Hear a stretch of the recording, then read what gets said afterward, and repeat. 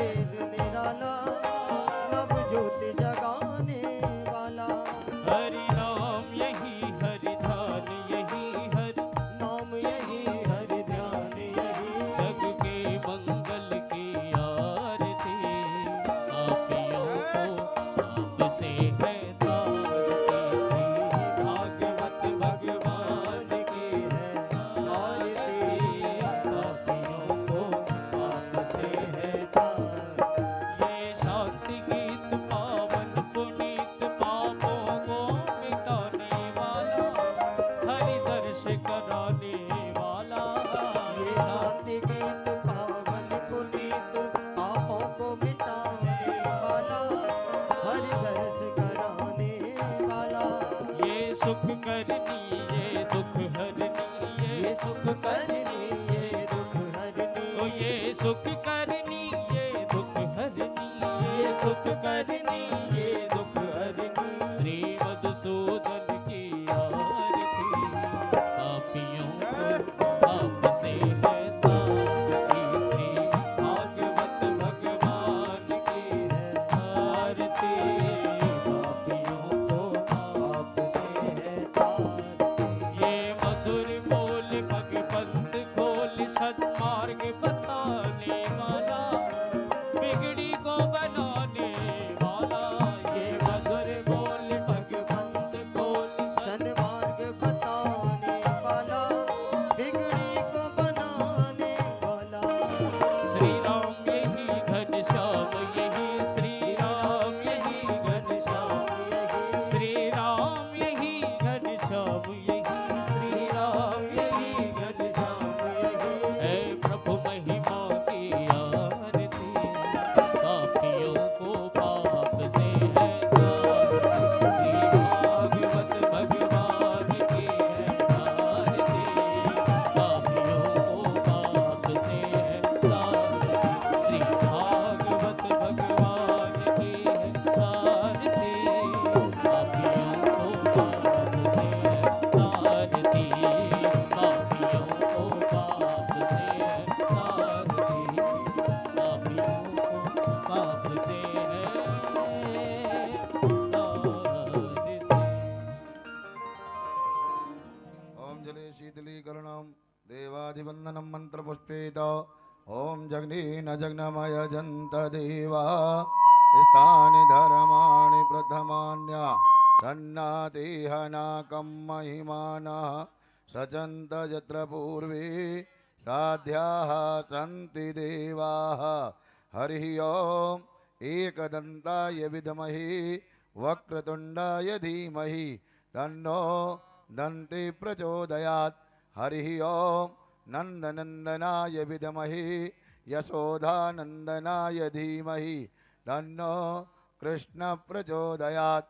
हरिः ओम वृषभानुजायै च विद्महे श्रीकृष्णप्रियायै च धीमहि तन्नो राधा प्रचोदयात्। श्रीवन्तिका बकुलचम्पकपाटलब्जै पुण्यगजातिकरवीररसालपुष्पै विल्लप्रवालतुलसी दलमञ्जरीभिः त्वां पूजयामि जगदीश्वर मे प्रसीद।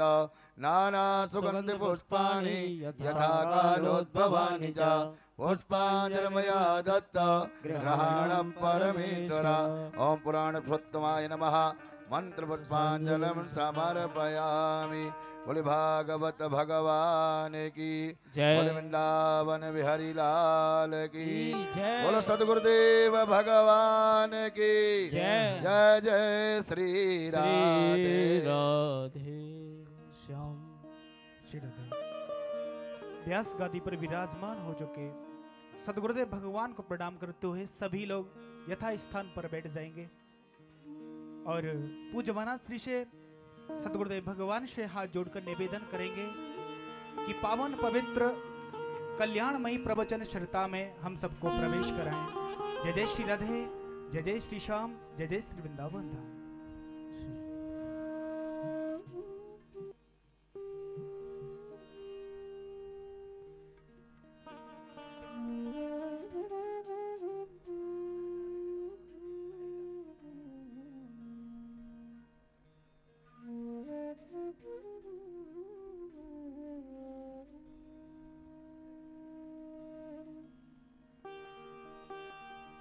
गोपाल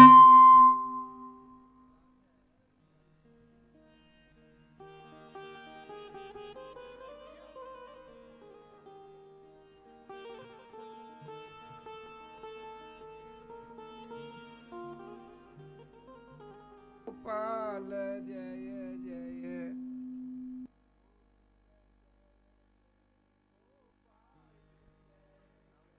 गोविंद जय जय गोपाल जय जय गोविंद जय जय गोपाल जय जय श्री राधा रमण हरे गोविंद जय जय राधा रमण हरि गोविंद जय जय हरि गोविंद जय जय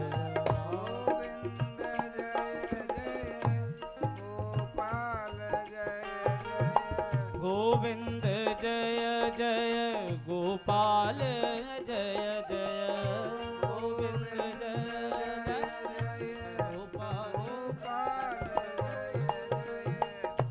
गोविंद जय जय गोपाल जय जय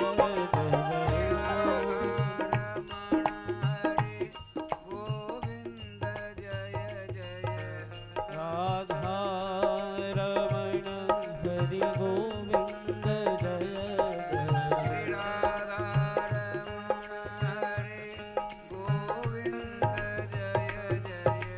राधा रमण हरि गोविंद जय जय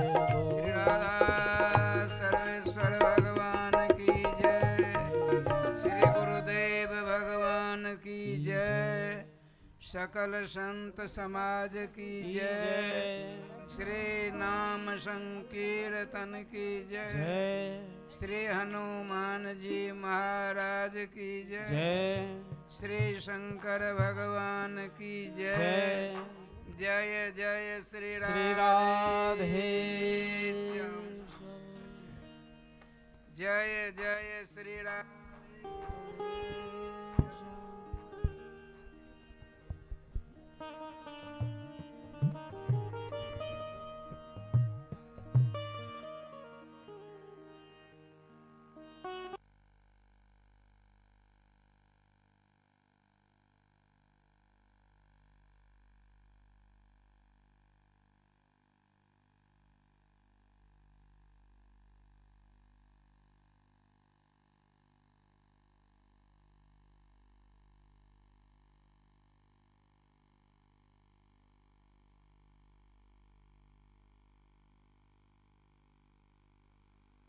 श्रीमान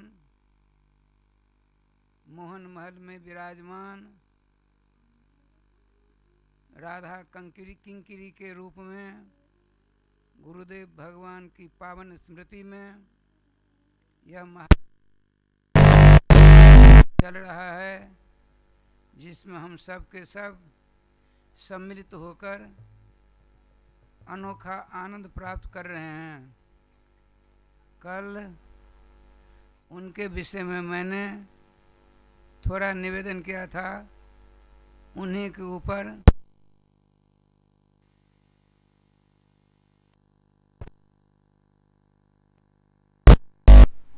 जिला के दसौत ग्राम में रहने वाले पूज्य गुरुदेव बचपन से ही जुगल किशोर बिहारी जी की असीम अनुकंपा के भाजन बनना चाहते थे। उन दिनों में वहाँ दो विशिष्ट महापुरुष गृहस्थ रूप में विराजमान थे। एक का नाम था जोगी राज ढोढाई राय। उनकी योग क्रिया की उड़ान इतनी तगड़ी थी कि मृत्यु आई, उन्होंने अपनी प्राणात्मा को अपने ब्रह्मांड में अवस्थित कर लिया, मृत्यु चली गई। उनका संग मिला और एक पंडित राज राजेश्वर मिश्रीलाल झा थे, जिन्होंने हमको व्याकरण का प्रारंभिक ग्रंथ लघु सिद्धांत का संज्ञा प्रकरण कंठ करवाया था। वे विशिष्टतम विद्वान थे। उनका इन दोनों का संग ऐसा जोरदार मिला, ये दोनों हृदय से राधा कृष्ण के अनुपम भक्त थे, लेकिन छिपे हुए थे। जैसे हम लोग साधु का वेश बनाकर सभी जगह चक्कर काटते हैं, आप सब जानते हो महात्मा हैं, लेकिन वो छिपे हुए थे। थे राजा जनक के समकक्ष समझिए।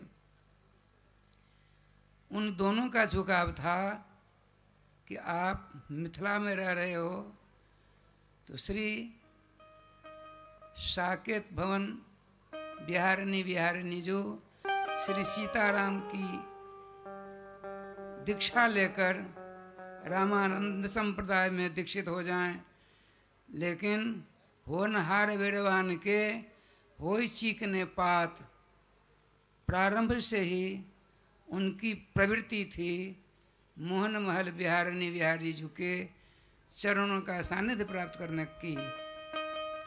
तो आपने एक दिन सबसे छिपकर सबों की आंखों में धूल झोंककर चले श्रीधाम वृंदावन के लिए। पहुँचते पहुँचते रास्ते में स्टेशन पर एक संत मिले जो चित्रकूट में रहते थे। इनकी वास्तविक प्रवृत्ति समझकर सोचा चलो चित्रकूट ले चलेंगे, तो यह बालक होनिहार है, रामानंद संप्रदाय का एक अनुपम संत सुरभूषण बनेगा। इस लोभ से मेरे गुरुदेव को ले गए चित्रकूट।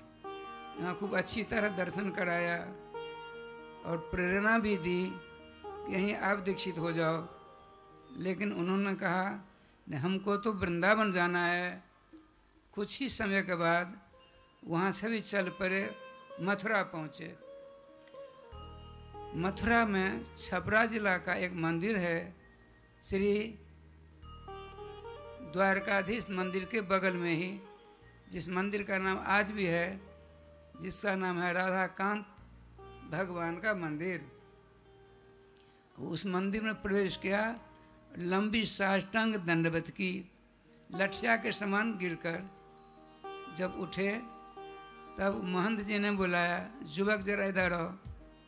गए, मालूम पड़ता है कि तुम मिथिला के रहने वाले हो। हाँ महाराज, मैं वहीं का रहने वाला हूँ। तो सुनो, मैं तुम्हें सिखाता हूँ। अयोध्या नरेश श्री रघुनाथ जी को लंबी दंडवत नहीं करोगे तो ठीक नहीं होगा, और वृंदावन बिहारी को लंबी दंडवत पसंद नहीं है। उनको तो हाथ जोड़ लो, चाहे राधे राधे कर लो, उसमें जितनी प्रसन्नता उसको होती है उतनी प्रसन्नता किसी अन्य व्यवहार से नहीं होती। अरे स्वयं श्रीमद् भागवत महापुराण प्रमाण से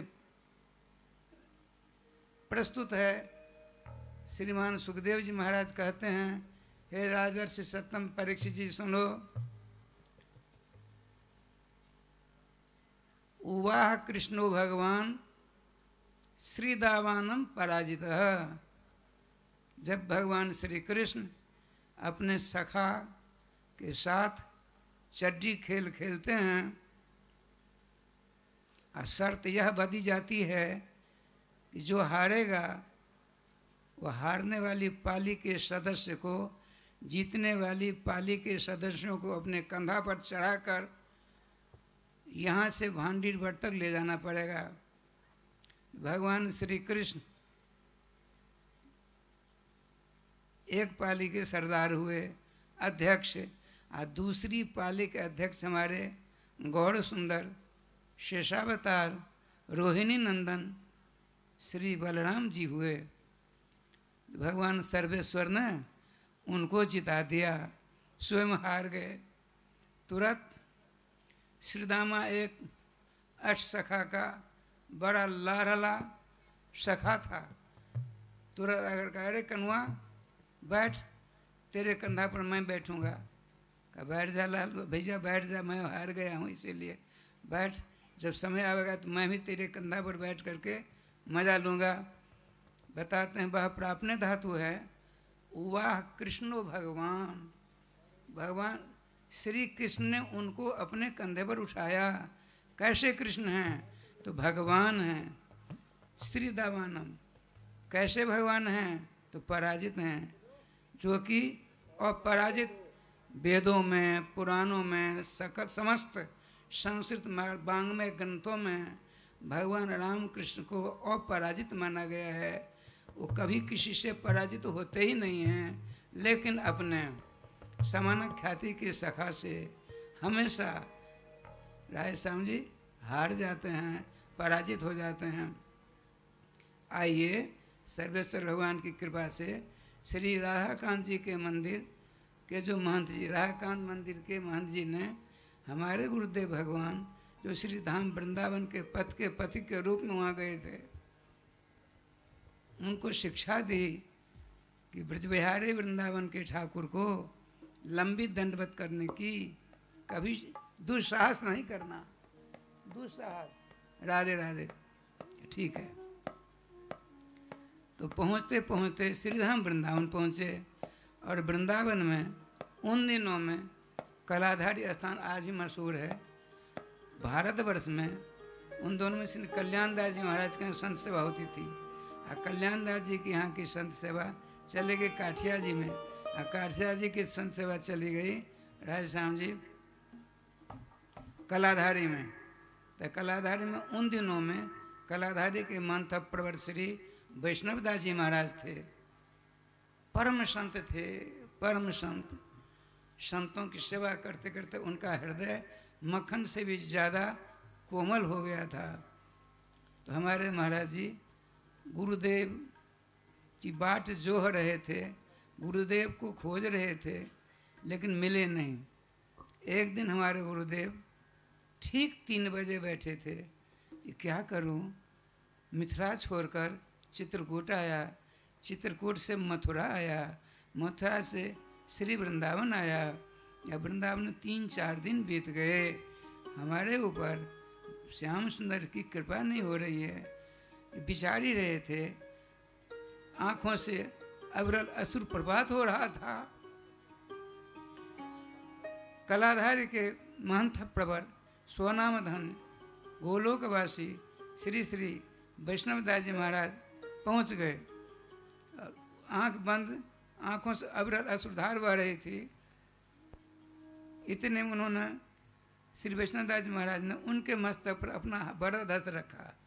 जो ही बड़ा दस्त रखा, नेत्र खुले। कहा जुबक सावधान होकर मेरी बात सुनो, जब परिक्रमा करो, 3 दिन परिक्रमा करोगे तो तुमको गुरुजी मिल जाएंगे। देखिए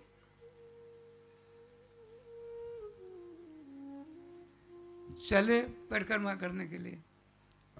एक दिन परिक्रमा हो गई, दूसरी दिन हो गई, तीसरे दिन की परिक्रमा समाप्त हो गई।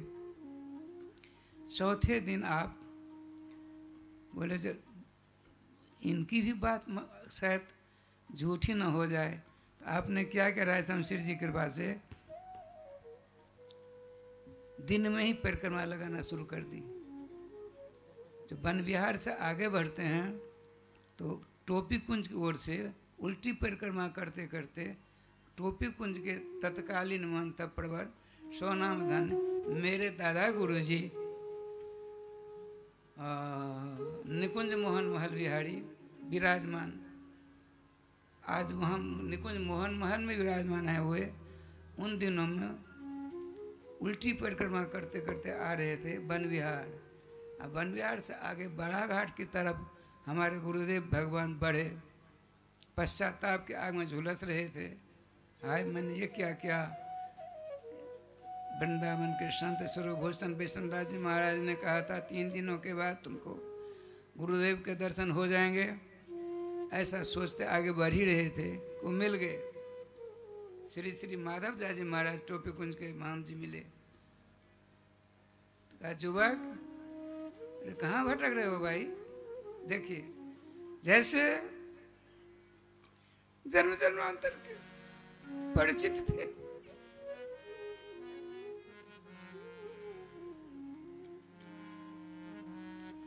जन्म जन्म घर जाए वो चाकर। श्री श्री भट्टदेवाचार्य जी महाराज कहते हैं जितने हम जीव हैं जुगल किशोर के नित्य मोहन महल के टहलू हैं, चाकर हैं, भिड़ते हैं, सेवक हैं। हम अपने आप को भूल गए हैं, उसका दुष्परिणाम हम भोग रहे हैं। अब भी कुछ नहीं बिगड़ा है। यदि आज आप समझ जाएं, नामाश्रय हो जाएं, राय श्याम जी जिनकी चाकर करते हो, जिनकी सेवा करते हो, वे सेव्य जुगल सरकार की ऐसी कृपा होगी, आप उनका नित्य सानिध्य प्राप्त करके ही रहोगे, इसमें दो राय नहीं है। अच्छा, तुरंत स्मरण हुआ है परसों जो कहा था कलाधारी के महंत प्रवर श्री वैष्णव दास जी महाराज ने, तुमको तुम्हारे गुरुजी परिक्रमा करते करते मिल जाएंगे। शायद उनकी बात आज सत्य हो रही है। तुरंत उनके चरणों में तक रखा, दोनों चरणों से कसकर पकड़ लिया। गुरुदेव ने उठाकर हृदय से लगाया। युवक चिंता मत करो, जहाँ वहीं रहो, कल मेरे पास आना सवेरे 6-7 बजे के बीच में। महाराज कहाँ विराजते हैं? तो हम टोपी कुंज में रहते हैं, बिहार घाट पर टोपी कुंज। उन दिनों में राय श्याम जी श्रीधाम वृंदावन में 2 जगह नित्य रास लीला हुआ करती थी। एक तो बंसीवट में, एक टोपी कुंज में। बहुत दिनों तक लीला चली, वर्षों लीला हमने भी देखी वहाँ। लेकिन कलयुग का बड़ा विलक्षण प्रभाव, लीला बंद हो गई। अब वर्तमान में एक जगह लीला दैनिक चल रही है, कभी कभी उसमें भी व्याघात आ जाता है। वो श्री जी का विधान है, किसी का इसमें दोष नहीं है। रात जैसे जैसे आपने काटी, सवेरा हुआ, स्नान आदि करके चले। गुरुदेव भगवान हमारे गुरुदेव की प्रतीक्षा में बैठे थे। ये पहुंचते हैं, आ गए और बैठो। तो परिचय पूछने लगे। परिचय पूछते पूछते जब सारा आपने अपनी सारी कहानी कहा सुनाई, कहा कोई बात नहीं, आज हमारा तुम्हारा मिलन हो गया। अभी अक्षय तीज आ रही है, जो अक्षय जिस अभी 18/4/2018 को बुधवार को 5वें 6वें दिन अक्षय तृतीया हुई थी, जिस दिन ठाकुर जी की प्रतिष्ठा की गई। तुम आना इसी समय में, मैं तुमको उस दिन दीक्षा दूंगा। राय श्याम जी इतनी प्रसन्नता हुई, इतनी प्रसन्नता है मत पूछिए। कहते नहीं गुरु मेहरमान तो चला पहलवान। अभी गुरु बनाए नहीं है, लेकिन अपने वचन विन्यास से उनको ऐसा आश्वस्त कर दिया, ऐसा आश्वस्त कर दिया, ये मानो धन धन हो गए। कुछ देर बाद वहाँ बांके बिहारी के दर्शन करते हुए चले आए कलाधारी। रात 2-4 दिन रहे। अक्षय तीज गज होने वाली है, उनको नींद नहीं आई। सवेरे उठते, मंदिर के सामने घड़ी लगी लटकी हुई थी, बार बार देखते कब सवेरा होगा स्नान करूँगा, कब सवेरा होगा स्नान करूँगा। भाई दिवस जाते नहीं लागे दोबारा। आज 6वां दिन है, शायद 6वां दिन है आज। श्री जी कृपा से पाक्षिक यहाँ का समारोह पाक्षिक चल रहा है 15 दिनों का, जिसमें आज 6वां दिन है। गुरुदेव ने जो बताया था कि तृतीया के दिन हमारे पास आना, जो कल तीज है, तीज का सवेरा हुआ, स्नान आदि करके आप चल रहे हैं तो उनको चलने दीजिए। कलाधारी से वृंदावन में कलाधारी बगीचा नाम का जो स्थान है, वहाँ से टोपी कुंज लगभग 1.5 किलोमीटर है। तो वहाँ जाने में कुछ देर लगेगी, उनको चलने दीजिए। कल गुरुदेव से मिलाकर मंत्र दीक्षा हो जाएगी उनको। अब यहाँ आइए, आप सबके सब श्रीमद् भागवत जी कथा सुनते हैं। महात्म्य कथा सभी जगह की जाती, सभी ग्रंथों में की जाती है, लेकिन श्रीमद् भागवत जी का जो मंगलाचरण है भागवत जी के अंदर ही है। यद्यपि श्रीमद् भागवत जी का मंगलाचरण महात्म्य लेकर 6 अध्यायों में है। ये मंगलाचरण ही है, लेकिन 3 मंत्रों में मंगलाचरण श्रीमान वेद व्यास जी स्वयं करते हैं। इधर सुखदेव जी भी करते हैं, सूत जी भी करते हैं, मैत्री जी भी करते हैं, विदुर जी भी करते हैं, सबके सब करते हैं। तो प्रथम जो देखिए, श्रीमद् भागवत महापुराण में 12 स्कंद हैं, 335 अध्याय हैं, 18,000 श्लोक हैं। एक भी ऐसा श्लोक नहीं है जिसमें राधा कृष्ण के मंगलमय मधुमय आनंद में तथा रसमय नाम का वर्णन में प्राप्त होता हो। प्रथम स्कंध का पहला अध्याय, उसका जो पहला मंत्र है, जन्माद्यस्य जत्वन्वयादि तर्त चार्थे स्विज्ञ स्वराट, यहाँ से लेकर के 12वें स्कंद का अंतिम 13वां अध्याय का अंतिम मंत्र जो है, नाम संकीर्तनम जस्य सर्व पाप प्रणाशनम प्रणामो दुख शमनः तम नमामि हरिम परम, यह श्रीमद् भागवत महापुराण का सर्वांतिम मंत्र है। तो प्रारंभ से लेकर अवसान पर्यंत अर्थात 18,000 श्लोकों में केवल नाम की महिमा का ही वर्णन प्राप्त होता है। देखिए, स्कंद है, अध्याय है, श्लोक हैं, वाक्य हैं, शब्द हैं, अक्षर हैं और अर्थ। इन सबों में एकमात्र श्री राधा कृष्ण के मंगलमय, मधुरमय, आनंदमय तथा रसमय नाम की ही सामस्त्यन सांगोपांग रूपेण महात्म का ही वर्णन प्राप्त होता है। अब मेरा कार्यकाल संपन्न होता है। अब महामंडलेश्वर किशोरी शरण जी का समय आ गया है। अब मैं राधे राधे करता हूँ। आप 2 बार नाम लीजिए बड़े आनंद के साथ और मनोजों के साथ सुनिए।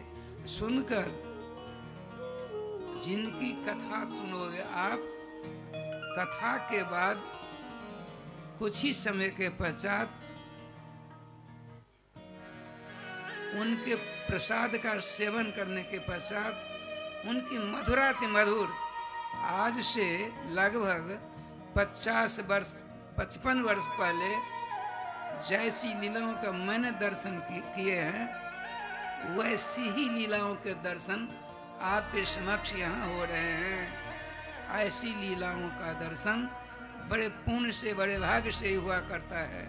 अतः आप लोग विशिष्ट भाग्यशालियों में से हैं। जो वृंदावन से पधारे हमारे रासाचार्य शिवराम शर्मा जी के मंडलियों के द्वारा समायोजित दिव्य रस का वर्षण हो रहा है, जिसका हम सेवन कर रहे हैं। बड़े आनंद के साथ रास के दर्शन करके कृत हो जाएंगे। रास जो है ना, ये भगवान के आवेश लीला का वर्णन है। ऐसा वर्णन ऐसा समय का अभाव है। अतः मेरी प्रार्थना है तो श्री रास लीला के दर्शन अवश्य करें, अवश्य करें, अवश्य करें। 2 बार नाम लेने का कष्ट करेंगे। श्री वृंदावन बिहारी लाल की जय, श्री गुरुदेव भगवान की जय, सकल संत समाज की जय, श्री नाम संकीर्तन की जय, श्री हनुमान जी महाराज की जय। जय जय श्री राधे श्याम नाम महाराज की जय। जय जय श्री राधे श्याम नाम महाराज की जय। गोविंद जय जय गोपाल जय जय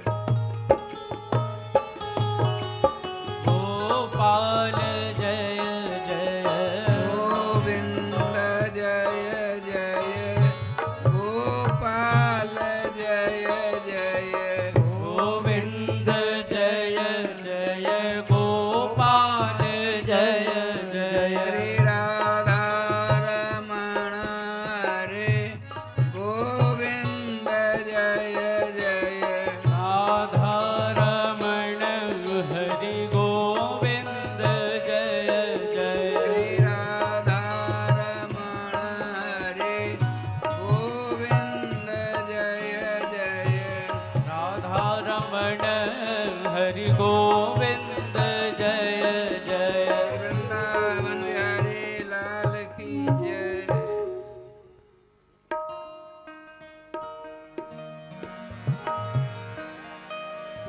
बोल श्री बांके बिहारी लाल की जय हो। श्रीमद् भागवत महापुराण की जय जय जय श्री राधे।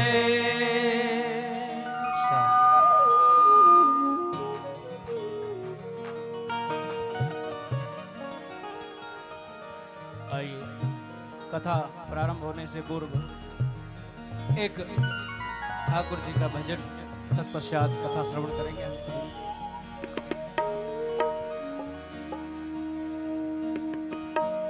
श्री गुरु परम दयाल वे नमः। श्री सद्गुरु शरण कमले प्यो नमः।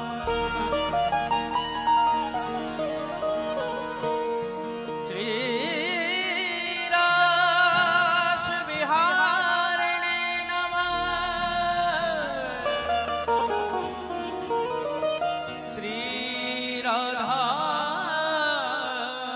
कृष्ण शरण कमले प्यो नमः।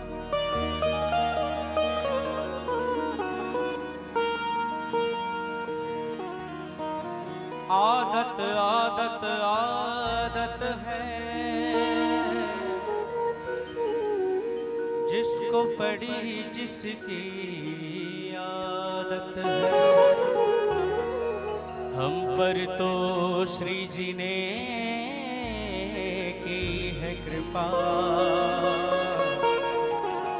राधे कहने की आदत है।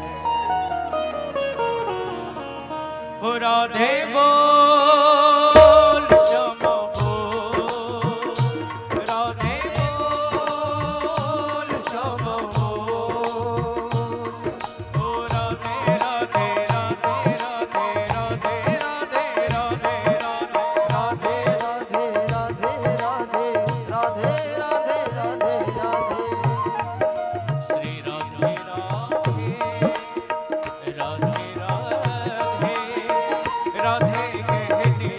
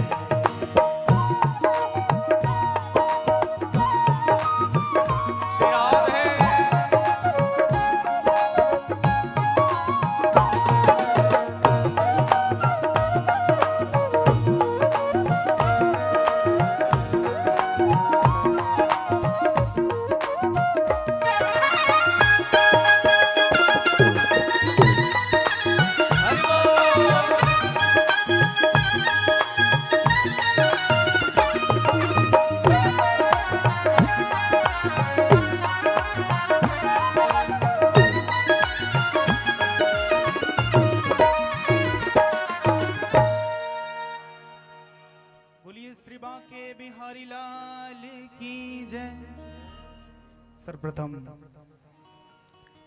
व्यास गादी पर विराजमान होकर हम सबको दिव्य पावन कथा से तृप्त करने जा रहे हैं। हमारे जीवन के अंधकार को प्रकाशमय बनाने जा रहे परम पूज्य शुकदेव स्वरूप महामंडलेश्वर संत श्री किशोरी शरण जी महाराज के चरणों में मेरा कोटि कोटि नमन वंदन एवं भागवत भगवान को मेरा नमन। साथ ही यहाँ कथा प्रांगण में उपस्थित होकर एवं दिशा टीवी चैनल के माध्यम से जुड़ रहे तमाम भक्तों को मैं इस पावन मंच से राधे राधे जय जय श्री राधे कहता हूं। एक बार दोनों हाथ उठाकर मेरे साथ अपनी उपस्थिति बताते हुए मुझे एक बार जयकार करते हुए बताएंगे। बोलिए कृष्ण कन्हैया लाल की। बंधुओं, यह भव्य आयोजन श्री द्वारा गादाचार्य श्री मुकुंद देवाचार्य पीठ ट्रस्ट मिथिला कुंज परिक्रमा मार्ग वृंदावन धाम के तत्वावधान में प्रतीक वृंदावन बथी घाट दरभंगा बिहार से अति पावन पवित्र स्थल जो कि कमला नदी के तट पर यह पावन पवित्र धाम स्थित है, वहां से नित्य आरती एवं श्री युगल नाम मंत्र का नित्य हवनात्मक यज्ञ एवं विद्वान ब्राह्मणों द्वारा अखंड जप पाठ के साथ ठाकुर जी की दिव्य लीलाओं से परिपूर्ण रासलीला का आनंद हम सब लोग यहां से ले रहे हैं। साथ ही मैं आपको बता दूं, वृंदावन धाम मिथिला कुंज में गत 25 वर्षों से निरंतर चल रहा अखंड श्री युगल नाम महासंकीर्तन जाप, जो कि विश्व भर में एकमात्र ऐसी संस्थान, एक ऐसा ट्रस्ट, एक ऐसा परिवार है जहां निरंतर अखंड यह जाप पिछले 25 वर्षों से चल रहा है और पूज्य महाराज श्री का संकल्प है कि वो यूं ही निरंतर आप सबके ये सहयोग से चलता रहेगा। एक बार जोरदार तालियां बजाकर पूज्य महाराज श्री का एवं सतगुरुदेव भगवान का शुक्रिया अदा करेंगे। साथ ही मैं आपको बता दूं, इस संस्थान का एक प्रकल्प ब्रज 84 कोश धाम में आने वाले समस्त साधु संत एवं सभी तीर्थ यात्रियों के लिए अन्य क्षेत्र जिसमें वो सभी प्रसाद पा सके, ऐसा एक विशाल अन्य क्षेत्र वृंदावन धाम में चल रहा है। और साथ ही संकीर्तन जो पिछले 25 वर्षों से वहां चल रहा है और निरंतर चलता ही रहेगा। ऐसे पावन पवित्र संकल्प से आप सबको जुड़ने का यह एक सौभाग्य प्राप्ति यहां दिशा टीवी के माध्यम से भी हो रहा है। और उसका शुल्क पूज्य महाराज श्री की संस्था ने मात्र 21,000 रुपये रखा हुआ है, जिसमें आपके उस शुल्क से एक वर्ष में एक दिन अखंड संकीर्तन का पाठ कराया जाएगा और एक दिन भोजन प्रसाद आपके नाम से वितरण करवाया जाएगा, साधु संतों को पवाया जाएगा। बंधु, वैसे तो हमारे जीवन में इतना समय नहीं है हम किसी को जाकर के प्रसाद पवाएं, किसी के यहाँ जाकर के दान पुण्य करें, परंतु एकमात्र ऐसी संस्थान जहां आप दान देकर भी अपने समस्त मंगलमयी कामनाओं की पूर्ति हेतु, अपने जीवन में सुख शांति समृद्धि हेतु एवं अपने पितरों के निमित्त हेतु यहां दान देकर, सहयोग देकर पुण्य के भागीदार बन सकते हैं। तो आइए इस प्रकल्प से जुड़ते हुए हम सब लोग पूज्य महाराज श्री के साथ में उनके इस संकल्प को पूर्ण कराएं। जय जय श्री राधे, जय जय श्री श्याम, बोलिए श्री वृंदावन बिहारी लाल की। अब सभी लोग हाथ जोड़कर पूज्य महाराज श्री से आज द्वितीय दिवस की पावन कथा का रसपान कराने का निवेदन करेंगे। जय जय श्री राधे, जय जय श्री श्याम, जय जय श्री वृंदावन।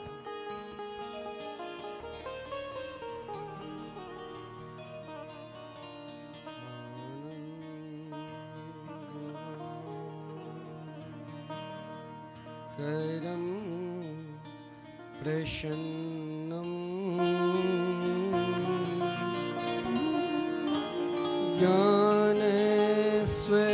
ज्ञानस्वरूपं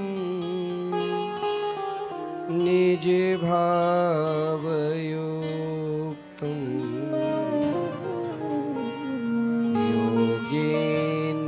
योगेन्द्रमीड्यं भवरोगवैद्यं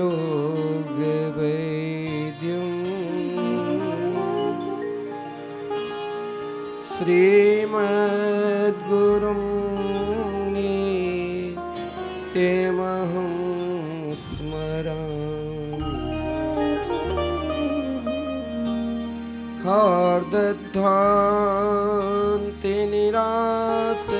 हार्दध्वान्तिनिराशवासरमणि विज्ञानवारानिधि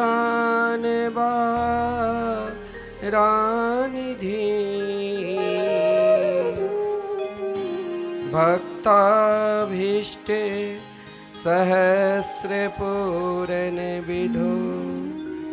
चैतन्यचिन्तामणि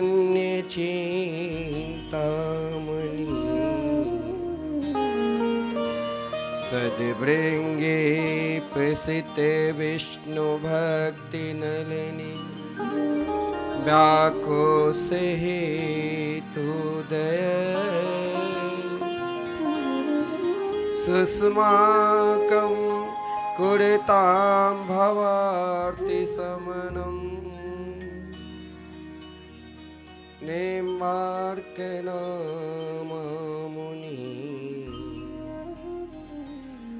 नमस्तस्मै भगवते कृष्णाय कुण्ठमेधिसे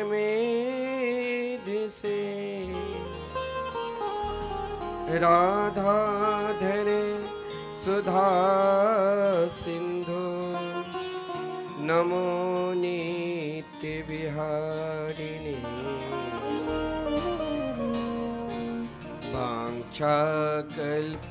वाञ्छाकल्पतरुभ्यश्च कृपा सिन्धुभ्यैव च पतितानां पावनेभ्यो वैष्णवेभ्यो नमो नमः।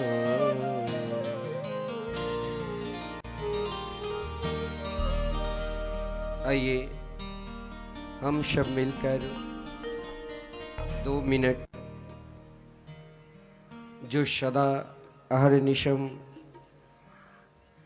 जिस युगल नाम महामंत्र के समुद्र में हम सब सोते जागते उठते बैठते हर पल हर क्षण जिस नाम के चिंतन करते रहते हैं और जहाँ पर एक आरव युगल नाम महामंत्र जाप की आहुति चल रही है, तो हम सब भी 2 मिनट नाम संकीर्तन करें। तत्पश्चात कथामृत का रसास्वादन करेंगे। राधे कृष्णा राधे कृष्णा कृष्णा कृष्णा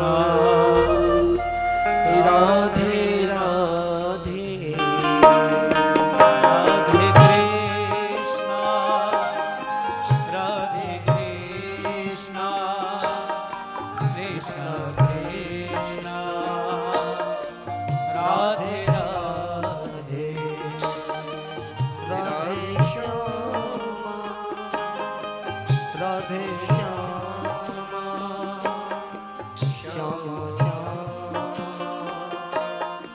राधे राधे। सब काली सेवा करते रहिए और पुकारते रहिए। राधे श्यामा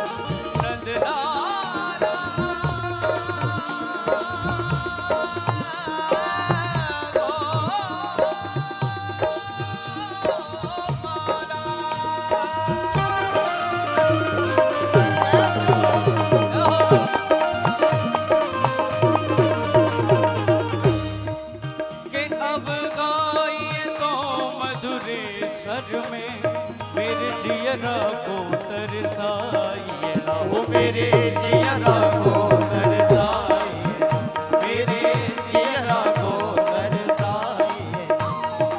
जब जाइए तो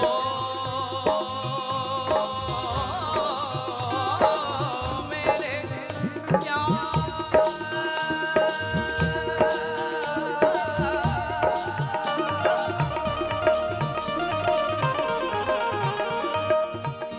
अब जाइए तो कभी आइए ना, जब आइए तो फिर जाइए ना, वो जब आइए तो फिर जाइए, जब आइए तो आइए ओ राधे कृष्णा राधे कृष्णा कृष्णा कृष्णा राधे राधे, राधे कृष्णा राधे कृष्णा कृष्णा कृष्णा राधे राधे, राधे श्याम राधे श्याम श्याम श्याम राधे राधे, ओ राधे श्याम राधे श्याम श्याम श्याम राधे राधे, ओ राधे कृष्णा कृष्णा कृष्णा राधे राधे, राधे कृष्णा राधे कृष्णा कृष्णा राधे राधे, राधे श्याम राधे श्याम श्याम श्याम राधे राधे, राधे श्याम राधे श्याम श्याम श्याम राधे राधे, राधे कृष्णा कृष्णा कृष्णा राधे राधे, राधे कृष्णा राधे कृष्णा कृष्णा कृष्णा राधे राधे, राधे श्याम राधे श्याम श्याम श्याम राधे राधे, राधे श्याम राधे श्याम श्याम हाँ, श्याम राधे राधे, राधे कृष्णा कृष्णा कृष्णा राधे राधे, राधे कृष्णा राधे कृष्णा कृष्णा कृष्णा राधे राधे, राधे श्याम राधे श्याम श्याम श्याम राधे राधे, राधे श्याम राधे श्याम श्याम श्याम राधे राधे, राधे कृष्णा कृष्णा कृष्णा राधे राधे, मेरे श्याम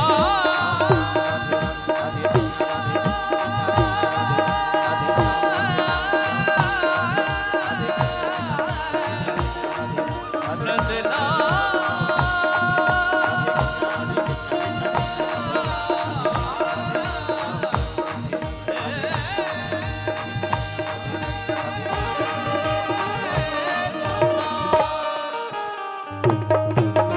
जय जय श्री राधे। श्री वृंदावन बिहारी लाल की जय, श्री सदगुरुदेव भगवान की जय, श्री सुखदेव जी महाराज की जय, श्री प्रतीक वृंदावन की जय, श्री हनुमान जी महाराज की जय, श्री मिथिला धाम की जय। जय जय श्री राधे, जय जय श्री राधे।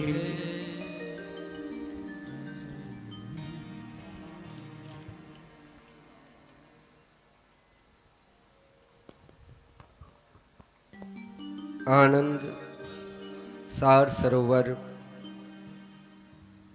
समुद्भूत ब्रह्मादिशम समस्त देवताओं द्वारा अर्जित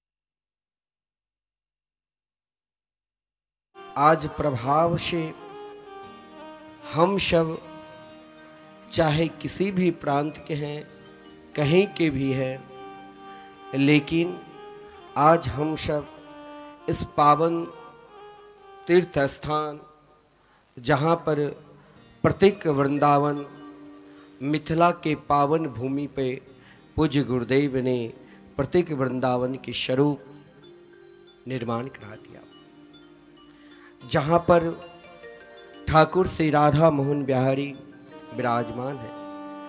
उनके सानिध्य में रहकर हम सब भागवत कथा अमृत का रसास्वादन कर रहे हैं। एक बात ध्यान देना, कल की कथा के प्रसंग में हम सब भागवत की महिमा महात्म की कथा श्रवण किए। आज दूसरे सत्र में हम सब प्रवेश करने जा रहे हैं। भागवत की लीला अनंत है,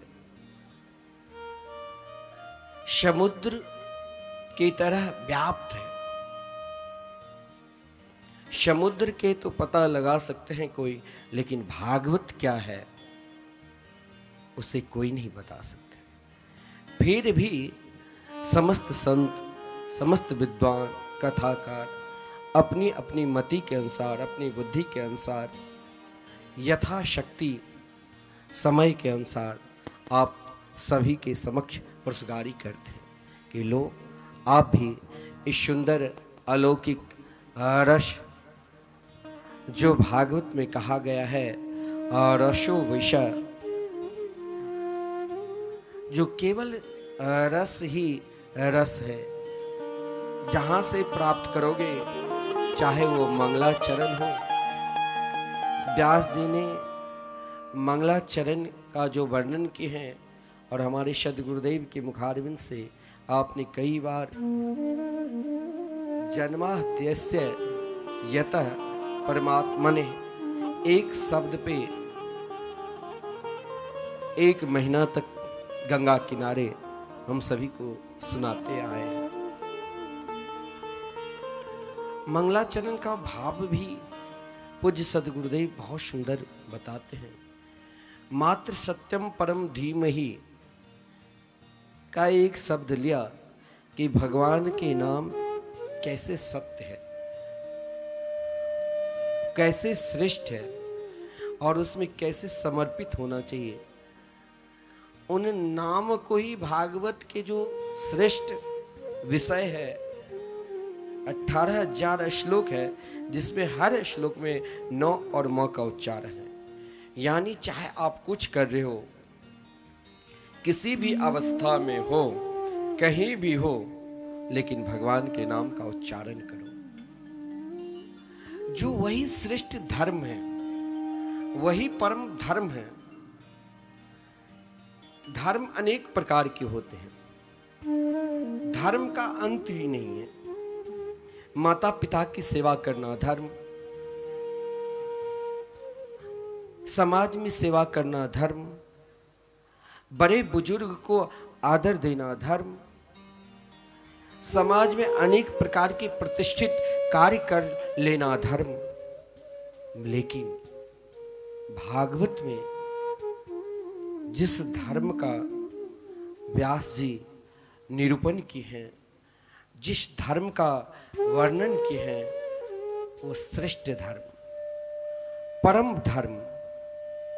परम धर्म इसलिए कहा गया है कि भागवत बार बार आप श्रवण करोगे, बार बार अध्ययन करोगे, चिंतन करोगे, तो हमारे अंदर जो एक मत्सर है, भाई कोई कहते हैं मैंने इतने दान कर दिया, मैंने लाखों दान किया, हमें सम्मान नहीं मिल रहा है, मैंने अभी तक समाज में बहुत बड़े बड़े काम किया, फिर भी मुझे लोग स्वीकार नहीं करते हैं। क्यों नहीं स्वीकार करते हैं? इसीलिए कि कहीं ना कहीं आपके अंदर अभिमान है। अभिमान को यदि त्याग करना है, अभिमान को यदि छोड़ना है, तो वो परम धर्म, जो परम धर्म आप सब कर रहे हो, परम धर्म यही है जो अपने हाथ में झोली माला लिया और महाराज चाहे हम किसी भी अवस्था में रहे, कहीं भी रहे, चाहे कुछ भी हो जाए, हम भगवान के नाम को नहीं छोड़ेंगे। अब यहां कोई संप्रदायवादी या कोई जातिवाद, हमारे गुरुदेव तो ऐसे हैं, उनके पास कहते सब आओ, कोई जाति नहीं, कोई धर्म नहीं, आओ, नाम लेने का अधिकार सब है। अरे भागवत में स्वयं कहा गया है, ओहो बता स्वपचतोपि गड़िया।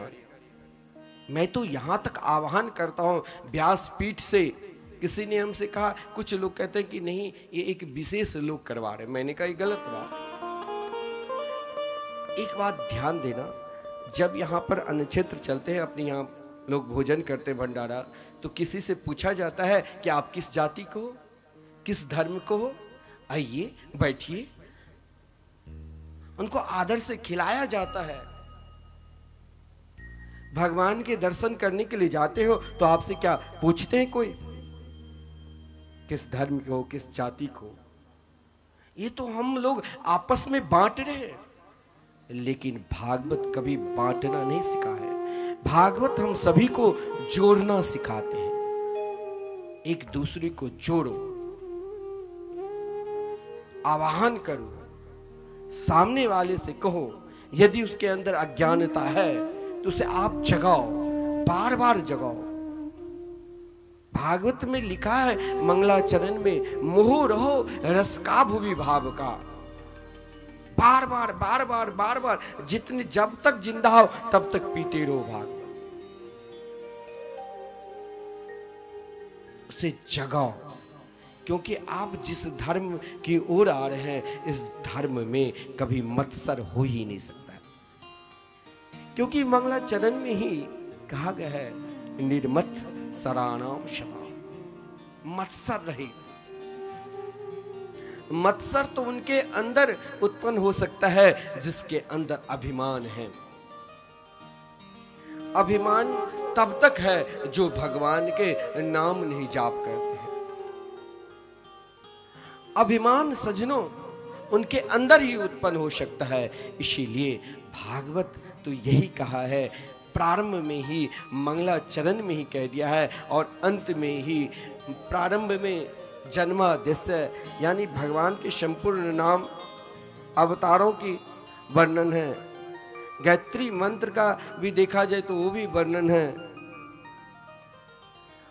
और भगवान के नाम ही सत्य है यह वर्णन है। और जब हम उस नाम पर पूर्ण रूप से विश्वास करेंगे तो मेरे अंदर कभी मत्सर आएगा ही, क्योंकि ये जो मत्सर है ना, कि दूसरों को देखकर, दूसरों की उन्नति को देखकर यदि मेरे अंदर मत्सर आ जाए तो जान लेना कि अभी तक मैंने जो भी कुछ किया है, लगता है मैंने कुछ किया ही नहीं, क्योंकि मेरे अंदर अभी मत्सर है।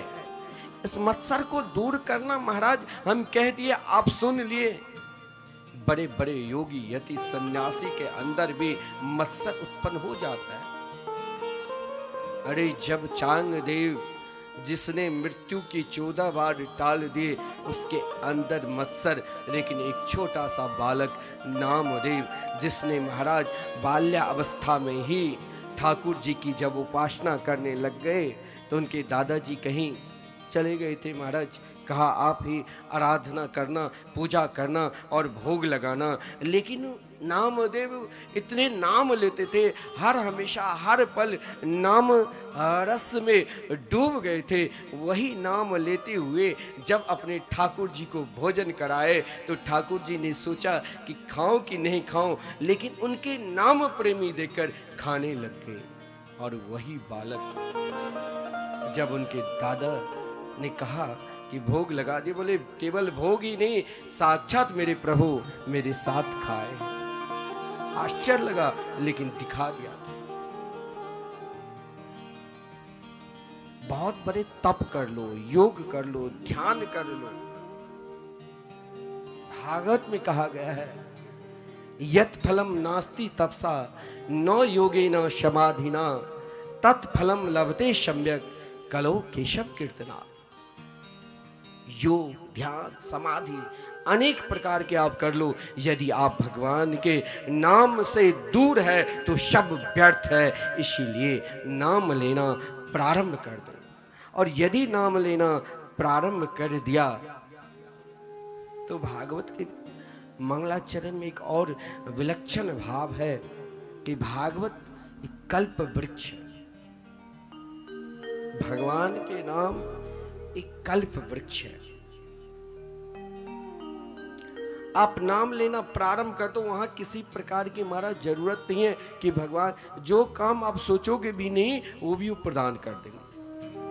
क्योंकि धर्मार्थ काम मोक्षाख्याम या इच्छित श्रेय आत्मना एक मेवा हरिस्तत्र कारणम पाद सेवनम। जिस झोली माला को लेकर आप भगवान के भजन करते हैं सज्जनों, वहां पर सब कुछ है। धर्म, अर्थ, काम, मोक्ष, जो चाहिए चारों पुरुषार्थ आपके आगे पीछे चलेंगे। लेकिन उस परम धर्म को आप अपना लीजिए। जैसे हम सब बैठकर कथा सुन रहे हैं, कुछ लोगों ने हमसे कहा कि महाराज श्री मैं तो यहाँ पर उपस्थित नहीं हुए, लेकिन मैं टीवी के माध्यम से सुन लेता हूँ। मैंने कहा बहुत अच्छा। जहां पर हम बैठकर कथा मृत का रसास्वादन कर रहे हैं, ये कथा है आज से नहीं, अनादिकाल से प्रारंभ। लेकिन व्यक्ति को जिज्ञासा रखनी चाहिए। भागवत में जिज्ञासा है। भागवत में एक अधिकारी वक्ता और अधिकारी श्रोता की वर्णन है, तो उसमें भी जिज्ञासा है। बिना जिज्ञासा से महाराज कहीं आपकी इच्छा है कि कुछ विषय पर मैं प्रश्न करूं, परंतु मेरे अंदर वो जिज्ञासा नहीं है। लेकिन महापुरुषों के अंदर जिज्ञासा होती थी। नैमिषारण्य क्षेत्र में सूत जी विराजमान है, बड़े बड़े ऋषि मुनि सबके सब एकत्रित है, लेकिन वो भी जिज्ञासा लेकर। देखिए संत महापुरुष सब कुछ जानते हैं भगवान के चरित्र कैसे हैं, तो भी जानते हुए भी भगवान के चरित्र सुनने के लिए किसी महात्मा के पास, किसी वक्ता के पास, उनके चरणारविंद में बैठकर भगवान के विषय में ही, दुनिया की चर्चा छोड़कर भगवान के विषय में ही प्रश्न कर ले। ऐसे संतों की महिमा है। तो सनकादिक भी यही प्रश्न किए, त्वया खलु पुराणानि सेतिहासानि चानिघ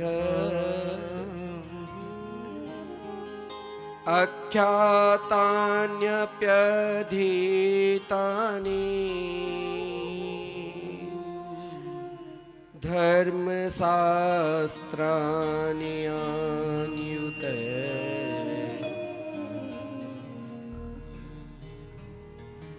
कभी संत महात्मा विद्वान साधक महापुरुष के पास जाओ तो वहां बड़ेपन लेकर मत जाओ। वहां अपने आप को दीन हो जाओ, छोटा बन जाओ। यदि मेरे अंदर बड़ेपन रहेगा तो मुझे लगेगा अपने अंदर महाराज इससे अधिक तो मैं खुद जानता हूं, तो मैं इससे क्या पूछूं। लेकिन भागवत यही दिखाया है। शौनकादिक ऋषि जैसे वहां बड़े बड़े महात्मा मुनि थे, फिर भी सूत जी के पास जिज्ञासा लेकर। आजकल महाराज समाज धर्म से अलग हो रहे। कोई कहते हैं ये मनोवादी है, कोई कुछ बोलते हैं, लेकिन देखिए सौनकादिक ने क्या प्रश्न किया कि महाराज मानव मात्र का श्रेष्ठ कल्याण कहां जाए, किसके शरण में जाए, किसके शरण को स्वीकार करे जो मानवों का कल्याण हो। ऐसी कौन सी साधना करे, कौन सी उपासना करे, कौन से देवता की चिंतन करे जो हम सबके कल्याण हो। भगवान के अवतारों के विषय में,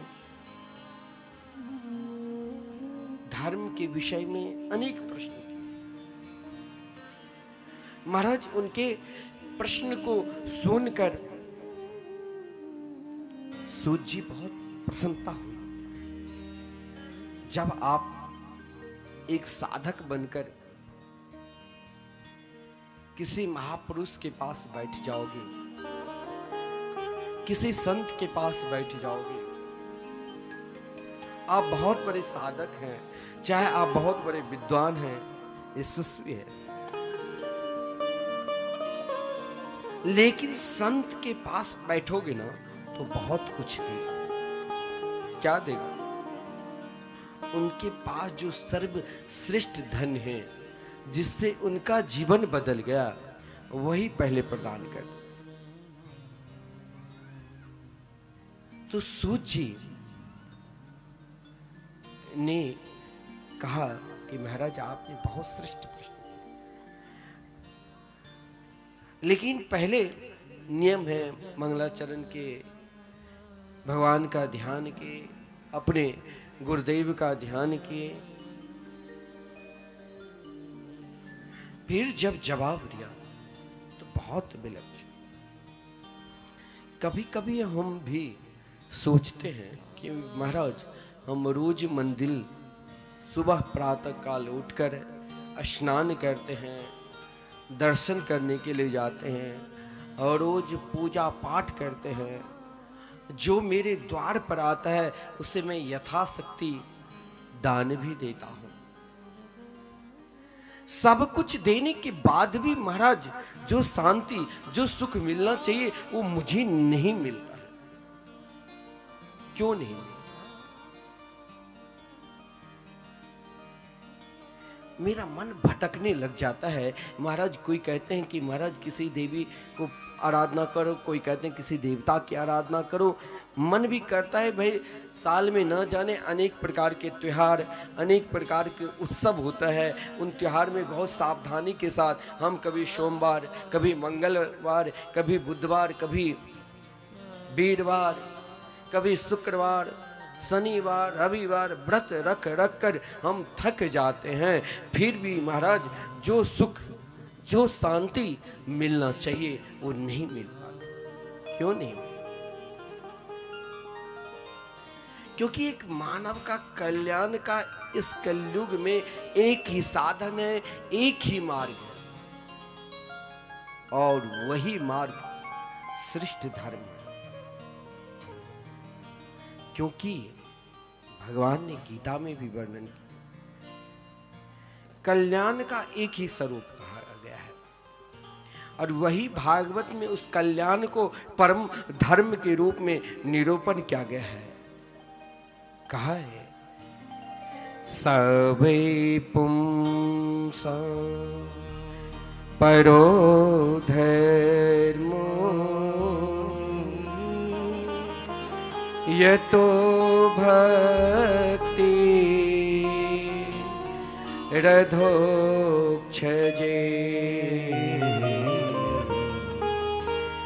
एहि तो क्या प्रतिहता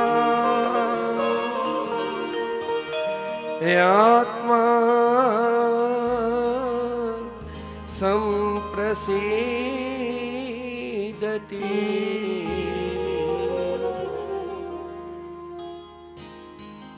सवे पुंसाम परो धर्म, परम धर्म, श्रेष्ठ धर्म, मानव के कल्याण का स्वरूप। कौन सी साधना करें, कौन सी उपासना करें, जिस उपासना से, जिस साधना से भगवान जल्दी मिल जाए। हर व्यक्ति की इच्छा होती है, हर व्यक्ति की साधना होती है। हम एक लोटा जल भी शंकर जी पे चढ़ाते हैं तो हम चाहते हैं कि एक बार भोलेनाथ मुझे दर्शन दे दे, ताकि मेरी जो इच्छा है, मेरी जो कामना है, मेरी जो आकांक्षा है, वो समस्त आकांक्षा, समस्त इच्छा, समस्त कामना मैं मांग लूं। हम किसी को दान भी देते हैं तो उससे भी हमें इच्छा और कामना बनी रहती है कि मैंने इसे दान दिया तो मुझे भी महाराज व्यापार, काम धंधा, लड़के बच्चे की उन्नति हो। हर व्यक्ति की कामना है, हर व्यक्ति की इच्छा है, और वही इच्छा, हाँ इच्छा रखना चाहिए। इच्छा कामना तो महाराज सबके अंदर है, लेकिन वही इच्छा, वही कामना उस श्रेष्ठ धर्म से जोड़ दोगे ना, जब श्रेष्ठ धर्म से वो कामना, वो इच्छा जुड़ जाएगी, तो फिर कभी मन में दुख, अशांति उत्पन्न ही नहीं होगा। अब हमारा क्या श्रेष्ठ धर्म है? तो यही तो क्या प्रतिहता आत्मा सम प्रसीदति। भक्ति ऐसी करो, आराधना ऐसी करो जिसमें कामना को छोड़ दो। किसकी आराधना हम लोग कर रहे हैं? ठाकुर श्री राधा मोहन बिहारी की, राधा कृष्ण की, उनकी आराधना, उनकी उपासना हम कर रहे हैं। और उन उपासना में, उन आराधना में यदि हमारी कामना कहीं से एक छटा भी उत्पन्न हो गया ना, तो कभी भगवान के ऊपर दोषारोपण नहीं करना। कुछ शरीर में तकलीफ हुई तो हम भगवान को गाली देने लग जाते। मेरे मन की इच्छा, मेरे मन की कामना की पूर्ति नहीं हुई तो हम भगवान को सीधे कोसने लग जाते हैं। कोसो तो अपने आप को कि कहीं न कहीं त्रुटि, कहीं न कहीं गलती हमसे, क्योंकि अभी तक हम किसी संत, किसी सद्गुरुदेव, किसी नाम जापक संतों के सानिध्य में रहे ही नहीं। हमने अपने जीवन में बहुत धर्म की, बहुत कामना,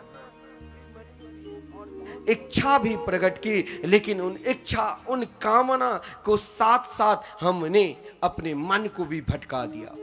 जो जहां जिस ओर मुझे संकेत की कि आओ तुम मेरे देवता की उपासना करो, महाराज वहां पहुंच जाते। किसी ने कहा चलो तुम मेरे साथ चलो, मैं तुम्हें भगवान मिला दूंगा उनके साथ। अरे जब उनको खुद नहीं मिला है। आजकल आप देखते होंगे टीवी चैनल के माध्यम से, वैसे भी गांव में भोले भाले लोगों को आजकल लोग बहका फुसला देते हैं कि मैं तुम्हें भगवान से मिला दूंगा। मान लो 100% झूठ बोल रहे हैं, वो अभी तक खुद भगवान से मिले नहीं और आपको क्या मिला देंगे। लेकिन भगवान से यदि मिलना है तो महाराज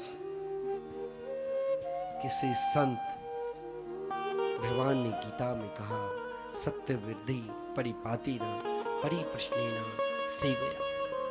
किसी संत महापुरुष में समर्पित हो जाओ। छोड़ दो अपनी कामना, छोड़ दो अपनी इच्छा, छोड़ दो सब कुछ, केवल समर्पित हो जाओ। हमारे गुरुदेव कहा करते हैं कि महाराज कूद जाओ कुआं में, कूद जाओ, एक बार कूद कर तो देखो। यानी कूदना ये नहीं जो बहुत विशाल गड्ढा है, पानी भरा है, कमला नदी में हम पुल से छलांग लगाकर कूद जाए तो क्या होगा, हाथ पैर टूट जाएगी या मर जाएंगे। कूदो उसमें, गोता वहां लगाओ। जिसने गोता लगा लिया, किसने लगाया? मीरा ने, सबरी ने, रंती देव ने, करमेती बाई ने, अनेक संतों ने कूद गया, गोता लगा लिया, और गोता ऐसे लगाए जो स्वयं ठाकुर उनके पीछे पीछे दौड़े। इसीलिए ऐसे गोता लगाओ, यानी सदगुरु के द्वारा जो प्रदत्त मंत्र है उस मंत्र पर ऐसे विश्वास कर लो, ऐसे उपासना करो कि सदगुरु ने जो मंत्र बता दिया और जिस मंत्र के सहारे आपसे कहा कि बेटा लो ये मंत्र, और इस मंत्र में तुम्हें दुनिया की समस्त सुख सुविधा भी मिल जाएगी और अंत में मेरे गोविंद भी मिल जाएंगे। ध्रुव जी से तो यही बात देवर्षि नारद जी ने कही, मंत्र ही तो दिया था, पहले भगवान से नहीं मिला दिया था। आज गुरुदेव ने आप सभी को माला झोली दे दी और कहा लो बेटा यहाँ सब कुछ तेरे पास है, जो भी इच्छा, जो भी कामना, जैसे चाहोगे सब कुछ मिल जाएगा। लेकिन ये संकल्प कोई संत के साथ जोड़ना चाहिए। कोई नाम जापक संत है, कोई महापुरुष है, उनके साथ यदि आपने इस संकल्प को जुड़ा दिया ना तो महाराज बेड़ा पार हो जाए। भगवान के अवतारों की भी वर्णन है बात, लेकिन व्यास जी जिसने महाराज इतने बड़े विद्वान सदा देवर्षि नारद जी और व्यास जी समाज सुधारक वक्ता और श्रोता में निरूपण है। प्रथम कोटि के वक्ता श्री सुखदेव जी, श्रोता महाराज परीक्षित, मध्यम कोटि के वक्ता देवर्षि नारद जी,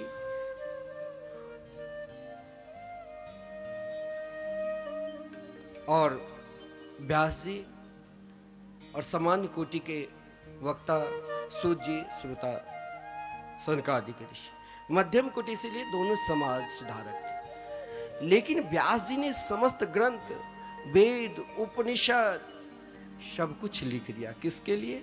हम सब के लिए, कि सब प्राणी भगवान से जुड़े।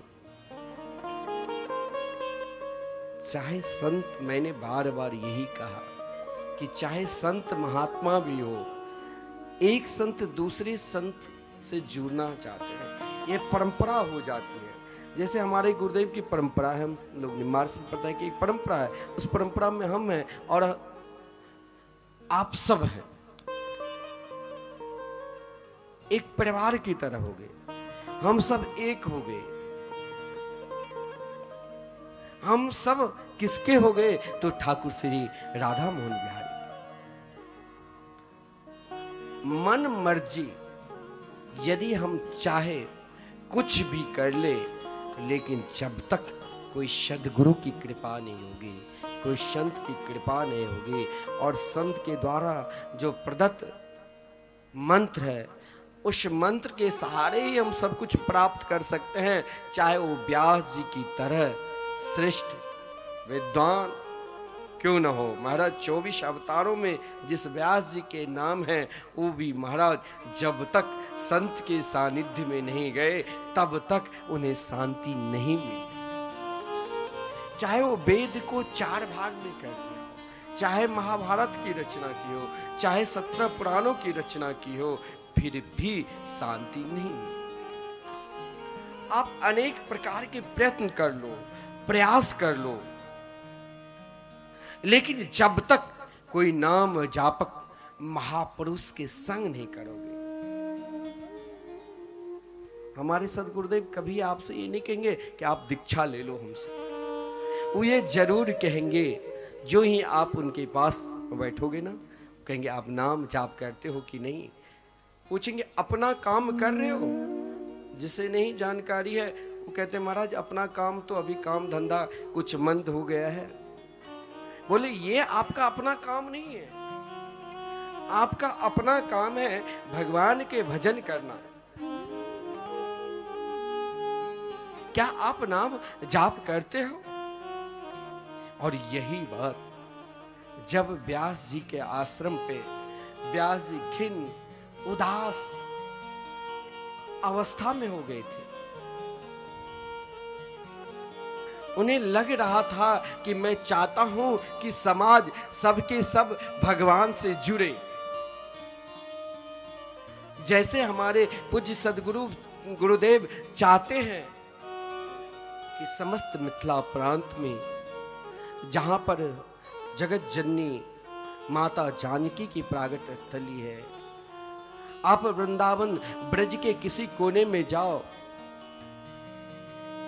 तो महाराज वहां हर कोने में राधे राधे नाम चलता रहता है। वैसे ही पूज्य सदगुरु देव चाहते हैं कि मिथिला जैसे परम पवित्र भूमि में कुछ लोग भटक रहे हैं, वो अपने भटकाव को छोड़कर जिस अवस्था में रहे, जिस धर्म में रहे, लेकिन वहां पर मेरे प्रभु से संबंध बना ले। कुछ छोड़ने की जरूरत नहीं। हमारे गुरुदेव कहा करते हैं कि छोड़ो मत, एक से संबंध जोड़ लो, वो मेरे गोविंद से, मेरी कन्हैया से ऐसे संबंध जोड़ लो जो वो तोड़े वो तोड़ दे, लेकिन आपका संबंध सही है तो वो भी आपके पीछे पीछे चलने लग जाए। क्योंकि विदु मंगल भक्त जो थे महाराज, पहले तो बताया गया है कि बहुत विषयी थे, लेकिन जब कृष्ण की याद करने लगे तो उस विषय उत्पन्न हुआ, लेकिन एकाएक आभास हुआ तो स्वयं अपने आंख दोनों स्वयं अपने हाथ से निकाले। लेकिन श्री कृष्ण नाम लेते लेते जब गिरिराज गोवर्धन के तलहटी पर कन्हैया को पुकारते थे तो कभी मार्ग भूल जाता था, तो स्वयं श्री कृष्ण बिलु मंगल के हाथ पकड़कर उंगली पकड़कर कहते थे, बाबा ये मार्ग से चलो, इस मार्ग से परिक्रमा लगाओ। लेकिन मार्ग बताकर जब चले जाते थे तो बिलु मंगल यही कहते थे, वाह कन्हैया तुम ठीक है, मेरे हाथ पकड़कर छोड़कर चले गए हो, लेकिन मुझे विश्वास है मैं तेरे नाम ले रहा हूं, तुम मेरे हृदय से कभी नहीं जा सकते हो। यदि आपके पास ये श्रेष्ठ धर्म, जिस धर्म को आप सदा जाप करते हैं झोली माला लेकर, भगवान चाहे भी किसे छोड़ दूं तो भी नहीं छोड़ सकता है। ये ताकत है, ये माला जो, ये नाम में वो ताकत है, वो शक्ति है। भगवान ने उंगली हाथ पकड़कर छोड़कर चले गए, लेकिन कहा वो ताकत नहीं है कि आप मेरे हृदय से छोड़कर चले जाओ, क्योंकि नाम का बहुत बड़ा महत्वपूर्ण है। स्वयं भगवान शिव शंकर जो सदा नाम का जाप करते रहते हैं और उस नामामृत में ऐसे खो जाते हैं जो कभी कभी पार्वती जी को लगता था कि कहाँ खोए हैं, ये तो समस्त जगत के स्वयं तारनहार है, पालनहार है। लेकिन भगवान कहते थे, प्रभु मैं अपने गोविंद का नाम इस प्रकार ले रहा हूँ जो उनकी लीला को जब मैं दर्शन करता हूँ, नाम आप जाप करने लग जाओगे ना तो भगवान की संपूर्ण लीला की आभास अपने आप होने लग जाएगा। क्योंकि स्वयं भोलेनाथ ने कहा, नाम नामीनो रभेदत्वात्, नाम और नामी में किसी प्रकार की भेद नहीं है। यदि भगवान के नाम का हमने सहारा ले लिया तो नामी को स्वयं एक दिन न एक दिन आना ही पड़ेगा, फिर आपको खोजने की जरूरत नहीं। तो व्यास जी समस्त ये 28वां द्वापर के अंतिम समय की बात है। व्यास जी चाहते थे कि सब के सब प्राणी भगवान से जुड़े, बहुत प्रयास भी किया, लेकिन जो एक प्रयास था वो अभी तक नहीं कर पाए, क्योंकि वो प्रयास कोई संत ही बता सकता था। लेकिन जो व्यास जी के अंदर विश्वास था, जो संत महापुरुष होते हैं ना, जो सही में साधक होते हैं, जिसके अंदर प्रभु पर विश्वास है, वो कभी अपने आप को, विश्वास को तोड़ते नहीं, जोड़ने की प्रयास करते हैं। ठीक है, व्यास जी ने प्रयास किया, अभी तक सफलता नहीं मिल रही है, उदास हो गए। लेकिन उस अवस्था में व्यास जी ने सोचा भगवान के नाम नहीं छोड़ना चाहिए। हम लोग शरीर काम नहीं कर रहा है तो हम सर्वप्रथम कहते हैं कि चलो अभी झोली माला रख दूं, बाद में जब ठीक हो जाएंगे, अभी समय नहीं, बाद में जाप करूंगा। ऐसा नहीं करना चाहिए। हर पल हर क्षण उनकी उपासना करना चाहिए। हो सकता है किस कारण हम उनके नाम जाप नहीं कर रहे हैं, हो सकता है कारण क्या है कि अभी तक मेरे ऊपर उनकी कृपा नहीं हुई है। किस लिए नहीं हुई है? ये दोष हमारे अंदर, हमारा स्वभाव है कि हम दूसरे के ऊपर स्वयं दोषारोपण करने लग जाते हैं। हर बात पर, हर क्षण हम दूसरे के अवगुण देखते हैं, उसकी गलती की बार बार रिसर्च करते हैं, जिस कारण आज घर और परिवार से हम सब दूर होते जा रहे हैं। घर में हम 4 सदस्य हैं, सबके विचार अलग हो रहा है, स्वभाव भिन्न हो रहे हैं। कभी हम सब एकत्रित रहा करते थे, आज आपस में एक दूसरे में महाराज ऐसे विषमता हो गई है समाज में, किसी एक पर विश्वास ही नहीं होता है। पति अपनी पत्नी पर शक, पत्नी अपने पति पर शक, पुत्र माता पर शक, माता पुत्र पर शक, बहू सास पर शंका, सास बहू पर शंका। हर हमेशा महाराज घर में, परिवार में, समाज में एक दूसरे को महाराज एक विश्वास नहीं होता है, जिस कारण आज समाज अलग हो रहे हैं। घर परिवार से अलग हो रहे हैं। जो कभी एकत्रित होकर समाज एकत्रित रहा करते थे कि हम सब के सब मानव है, आज महाराज यही समाज में दानववत बन गया है। जाति की जहर, संप्रदाय की जहर, अनेक प्रकार के महाराज समाज के बांटने के लिए लोग लगे हुए हैं।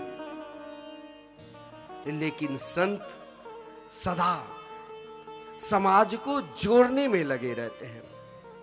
लेकिन समाज को आप तब ही जोड़ सकते हैं जब आप किसी संत के अनुयायी हो जाएंगे। उनके द्वारा जो प्रदत्त मंत्र होगा, उस मंत्र के सहारे हो जाएंगे। हम दूसरे के ऊपर अवगुण नहीं देकर स्वयं अपने अवगुण अपने अंदर देखें। कारण कहाँ छुपा है? जो हम अभी तक भगवान के नाम जाप कर रहे हैं, अभी तक हम उपासना कर रहे हैं, लेकिन हमारे स्वभाव जैसे मैं पहले था ऐसे ही बना है। स्वभाव अभी तक पूर्ववत है। कारण कहाँ छुपा है? और ये कारण तब ही दिखाई देगा जब कृपा भई तब जानिए, जब देखे आपन दोष। जब परमात्मा की पूर्ण कृपा हो जाएगी, परमात्मा की कृपा से ही अपना दोष दिखाई देता है। बिना परमात्मा की कृपा से अपना दोष नहीं दिखाई देता। व्यास जी को लगा मैंने सब कुछ किया, वेद को 4 भाग में, ऋग्वेद, सामवेद, यजुर्वेद, अथर्ववेद, महाभारत जैसे विशाल ग्रंथ की रचना, जिसमें मैंने सब कुछ दिया, 17 पुराणों की रचना, तब भी जो सुख मिलना चाहिए वो मुझे जब शांति नहीं मिल रही है। कोई कवि है, बहुत सुंदर कविता लिख दिया, और स्वयं जब कविता पढ़ते हैं और उन्हें सुख नहीं मिल रहा है तो दूसरे को क्या वो कविता सुनाए। कोई लेखक है, वो कुछ सुंदर श्लोक लिखते हैं, किसी के जीवन चरित्र के ऊपर लिखते हैं, और जब तक उन्हें स्वयं सुख नहीं मिलेगा तो उस ग्रंथ को दूसरे को पढ़कर क्या सुख मिलेगा। व्यास जी ने सोचा कहीं ना कहीं लगता है हमसे ही गलती हुई है, जिस कारण व्यास जी घबराए नहीं। कभी भी किसी भी अवस्था में घबराना नहीं चाहिए। उस अवस्था में अपने आप को समर्पित हो जाना चाहिए।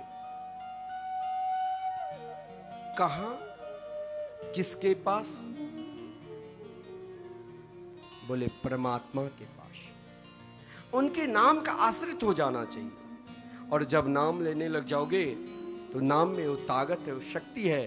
परमात्मा कोई नामी को भेज ही देंगे। स्वयं भगवान तो नहीं आते हैं, लेकिन उनके परम नाम के जो अनुरागी है उसे भेज देते। व्यास जी ने सोचा कहीं ना कहीं गलती हमसे हुई है, हम दूसरों को क्यों बतावे दूसरे के कारण मैंने अपराध क्या, गलती क्या। उस गलती को मैं स्वयं अपने अंदर क्यों ना ढूंढूं। जो ही अपने गलती को, अपने दोष को अपने अंदर ढूंढने लग गया, उसी समय देवर्षि नारद जी बीना को बजाते हुए, हरि को गुनगाते हुए व्यास जी के पास आ गए। व्यास जी ने देखा देवर्षि नारद जी कृष्ण नाम में ऐसे मस्त थे। महाराज उनके नाम को देखकर, क्योंकि उनका जीवन ही ऐसे जुड़े हुए थे परमात्मा से, महाराज ऐसे महापुरुष को देखते ही व्यास जी की बहुत प्रसन्नता हुई। साष्टांग प्रणाम किया और महाराज प्रणाम के बाद कहा, महाराज जो मुस्कुराहट मैं आपके पास देख रहा हूं, वही मुस्कुराहट चाहता हूं कि मुझे भी प्रकट हो। ये जो एक मुस्कान है, मुस्कुराहट है, ये भी एक परमात्मा की देन है। कोई व्यक्ति ऐसे है जो महाराज कुछ भी कर ले लेकिन वो कभी मुस्कुरा सकते ही नहीं। हर अवस्था में लगेगा कि महाराज इसे पता नहीं सारी दुनिया की विपत्ति इसी के ऊपर आ गई। और कोई व्यक्ति ऐसे है जो खाने की भी नहीं शक्ति है, उपाय है, फिर भी वह सदा मुस्कुराते रहते हैं। तो व्यास जी ने देवर्षि नारद से कहा, महाराज आपके पास नहीं कोई कुटिया, नहीं कोई आश्रम, नहीं कोई शिष्य परिकर, फिर भी आप मुस्कुरा रहे हैं, कारण क्या है? और मैंने समाज के जोड़ने के लिए अनेक प्रयास की, अनेक प्रयत्न किए, फिर भी मैं दुखी हूं। कारण क्या है? जरा जो मुस्कुराहट, जो प्रसन्नता आपके अंदर है, वही प्रसन्नता मेरे अंदर भी हो जाए और वही प्रसन्नता सारे समाज को, सारे श्रोता समाज को भी हो। कारण क्या है? यहाँ बहुत सुंदर बात कही व्यास जी से देवर्षि नारद जी ने कहा, नो यद बचस्चे पदम हरेर्यसो जगत् पवित्रं प्रगृणीत करिहि तद्वायशं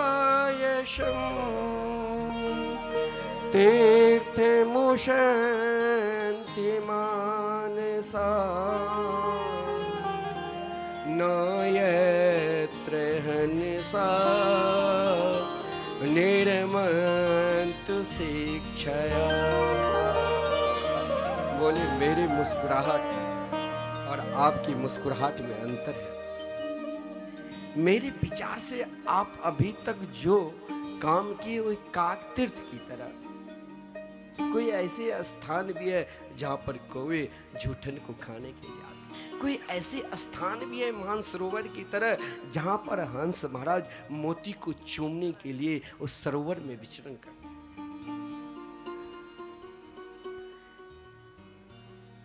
कोई ऐसी नदी है जहाँ पर महाराज बोगला घूमते हैं, कोई ऐसी नदी है जहाँ पर महाराज हंस घूमते। व्यास जी मुझे लगता है कि अभी तक आपने जो भी कुछ किया है उसमें कहीं ना कहीं अहमता है। परमात्मा की कृपा मेरे ऊपर क्यों नहीं हो रही है? किस लिए नहीं हो रही है? हम तो हर पल हर क्षण उनके पुकारते हैं, उनके ही लीला की चिंतन करते हैं, उनके ही रूप माधुरी की गान करते हैं, उनके ही धाम की चिंतन करते हैं, फिर भी हम उदास क्यों? तो वहाँ पर कारण यही है कि मेरे अंदर किसी न किसी कारण, किसी के अंदर विद्या का अभिमान, किसी के अंदर रूप का अभिमान, किसी के अंदर बड़े कुल का अभिमान, किसी के अंदर धन का अभिमान, विद्या रूप महत्व कुल धन यौवन अभिमान सद कंटक देखे जहां रहत न भक्ति निदान। हमारे अंदर किसी न किसी प्रकार के अभिमान है। जब हम भगवान के मार्ग पर जा रहे हैं तब भी मेरे अंदर यदि शांति नहीं है, सुख नहीं है, तो कहीं अपने अंदर ढूंढो। जैसे व्यास जी ने स्वयं अपने अंदर ढूंढा कि कहीं न कहीं हमसे ही गलती हुई है, और जब अपने गलती को स्वयं हम बार बार अनुभव करेंगे तो एक दिन न एक दिन उस ठाकुर श्री राधा मोहन बिहारी की कृपा जरूर होगी। आज कृपा हुई और वही कृपा के प्रसाद देवर्षि नारद जी ने कहा, अभी तक आपने जो कुछ किया सब ठीक है। समाज में हर प्रकार की व्यक्ति है और कुछ न कुछ करते ही है। किसी से गलती हो जाती है, किसी से महाराज काम में सफलता भी मिल जाती है। लेकिन व्यास जी को देवर्षि नारद जी ने कहा कि आपका उद्देश्य है कि सब समाज, समस्त प्राणी भगवान से जुड़े, इसके लिए तो आप शुद्ध विशुद्ध नामामृत, भगवान के जो मंगलमय नामामृत रूपे ग्रंथ है श्रीमद् भागवत महापुराण, इनकी रचना करो। एक वयोवृद्ध व्यक्ति है, सब कुछ अनेक प्रकार के ग्रंथ लिखते लिखते थक गए हैं, और फिर उस व्यक्ति को कहा जाए कि अभी महाराज और आप ग्रंथ लिखिए, तो लगेगा कि भाई क्या बता रहे हैं। बाल्यापन से जवानी निकाल दी, वृद्धावस्था प्राप्त कर ली, इतने ग्रंथ की रचना कर दी, फिर भी देवर्षि नारद जी फिर कहते हैं ग्रंथ की रचना करो। एक विश्वास नहीं हुआ। कभी कभी कोई आपके साथी है, मित्र है, संग में सदा रहे हैं, एक साथ चलते हैं, एक साथ बोलते हैं, तो विश्वास दिलाने के लिए अपने जीवन का श्रेष्ठ अनुभव वहां पर व्यक्त करना चाहिए। तो देवर्षि नारद जी भी अपने जीवन का अनुभव व्यास जी लग व्यक्त किया कि मेरे जीवन का श्रेष्ठ अनुभव क्या है। अपने पूर्व जन्म की कथा, ये एक अनुभव है।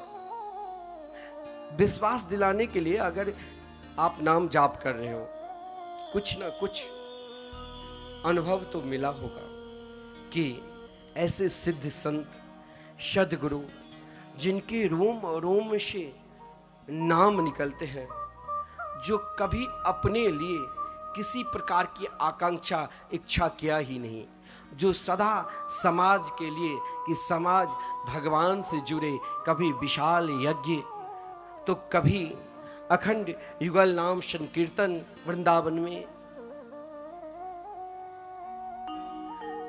तो कभी महाराज जी बड़े बड़े यज्ञ मिथिला क्षेत्र में करवाए हैं। उनका उद्देश्य यही था कि सब भगवान से जुड़े।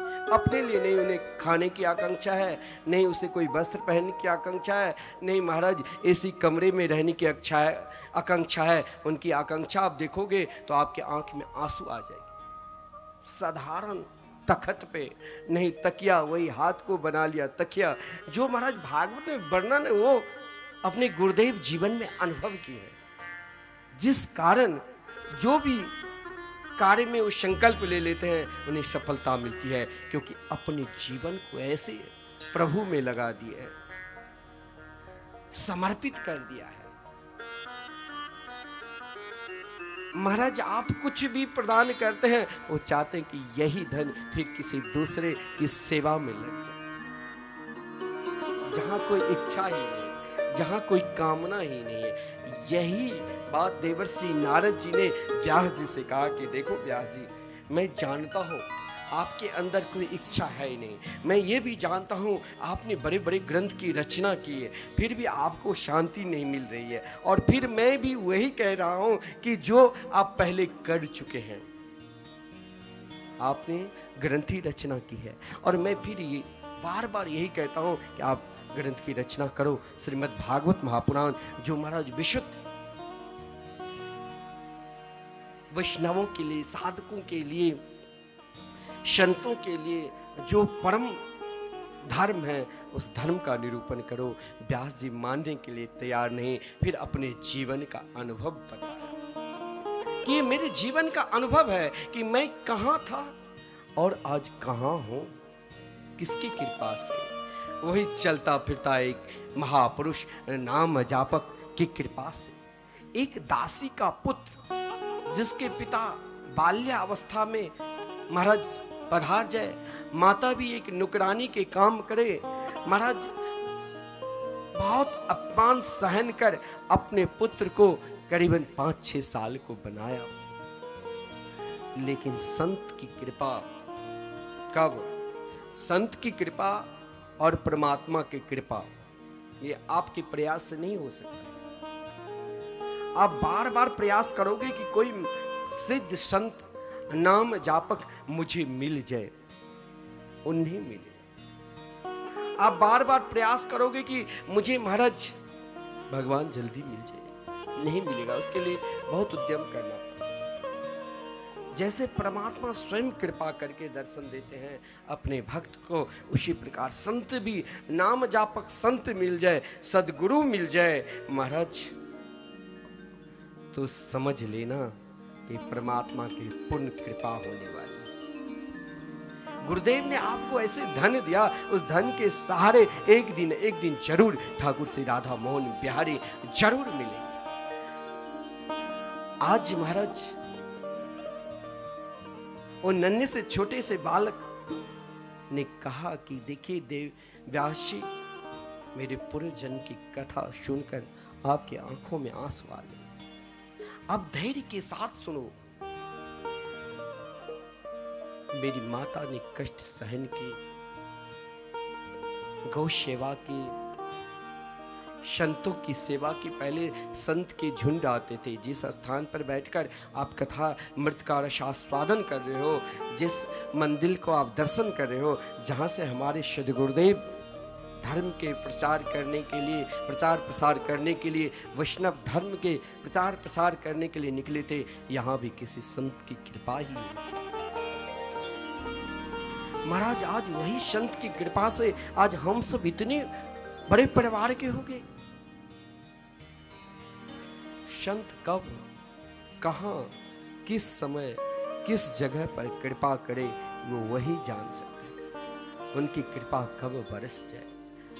बोली वही संत आए थे गांव में महाराज चातुर्मास करने के लिए, और जो चातुर्मास का फल गांववासी प्राप्त नहीं किया, हाँ धन दिया, खूब अन्न क्षेत्र चलाए, लेकिन वो नन्हे से छोटे से बालक बाल्यावस्था में ही संतों के मुखारविंद से श्री कृष्ण कथा सुनकर ऐसे मदोन्मत्त हो गए। कभी रोते थे तो कृष्ण के लिए, कभी हंसते थे तो कृष्ण के लिए, कभी नाचते थे तो कृष्ण के लिए। अपने जीवन को एकदम तारों से तार ऐसे जोड़ दिया था कि हर अवस्था में, हर स्थिति में महाराज कभी गुरुदेव बैठकर कहते थे कि आओ बालक मेरे पास, तो बहुत सेवा कर रहे हो। बोले गुरुदेव मुझे दीक्षा दे दो। गुरु ने, सदगुरु ने कृपा की, उसे दीक्षा दे दिया, नाम रख दिया हरिदास। पास में उनकी माता भी है, उनके जीवन पर कोई असर नहीं पड़ रहा है, लेकिन उस बालक ने अपने जीवन पर बाल्य अवस्था में ही असर, ऐसा उनके जीवन बदल गए कि वो तो बस बालापन में हरि भजे, जग से रहे उदास, मन में यही इच्छा धरे, कब मिले हरिदास। वही उनकी इच्छा हो गई थी, कामना हो गई थी। महाराज हर हमेशा गुरु के द्वारा जो प्रदत्त मंत्र था, उस मंत्र का जाप करने लगे। ऐसे जाप करते थे, कभी कभी उनके गुरुदेव भी उस परम प्रिय शिष्य को ध्यान कैसे उनके तार से तार परमात्मा के साथ जुड़ गए थे। और कभी जब वो कीर्तन करने लग जाते थे ऐसे मस्त हो जाते थे कि महाराज आइए हम लोग भी पुकारते हैं। जरा तारों सितारे मिला के तो देख, हो जरा मोहन को मन से बुला के तो देख, हो प्रभु बंदे हुए, हो प्रभु बंदे हुए, प्रभु बंदे हुए खिंचे हुए चले आएंगे, प्रभु बंदे हुए खिंचे हुए चले आएंगे, हो प्रभु बंदे हुए खिंचे हुए चले आएंगे, प्रभु बंदे हुए खिंचे हुए चले आएंगे। जरा तारों सितारे मिला के तो देख, जरा तारों सितारे मिला के तो देख, जरा मोहन को दिल से बुला के तो देख, जरा मोहन को दिल से बुला के तो देख, ओ प्रभु बंदे हुए खिंचे हुए चले आएंगे, प्रभु बंदे हुए खिंचे हुए चले आएंगे, ओ प्रभु बंदे हुए खिंचे हुए चले आएंगे, प्रभु बंदे हुए गाइए। खिंचे हुए चले आएंगे। ओ मेरे श्याम आएंगे, मेरे गोपाल आएंगे, ओ मेरे श्याम आएंगे, मेरे गोपाल आएंगे, ओ मेरे श्याम आएंगे, मेरे गोपाल आएंगे। ओ मेरे श्याम आएंगे। एक बार तो हाथ उठा करके ऐ हो।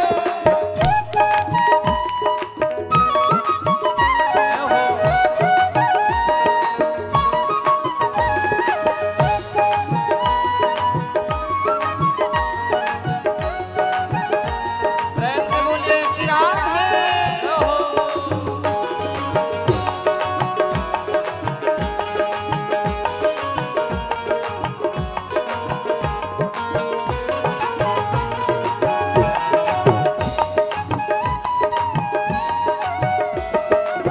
वो पाया धन्ना ने पत्थर को प्रभु मान कर, पाया धन्ना ने पत्थर को प्रभु मान कर, ओ पाया धन्ना ने पत्थर को प्रभु मान कर, पाया धन्ना ने पत्थर को प्रभु मान कर, ओ पाया मीरा ने विष का अमर पान कर, पाया मीरा ने विष का दहर पान कर, ओ पाया मीरा ने विष का अमर पान कर, पाया मीरा ने विष का अमर पान कर, पाया केवट ने धो धो चरण धूल को, पाया केवट ने धो दो चरण धूल को, ओ पाया केवट ने धो धो चरण धूल को, पाया केवट ने धो दो चरण धूल को, उनके चरणों में मस्तक झुका के तो देख, उनके चरणों में मस्तक झुका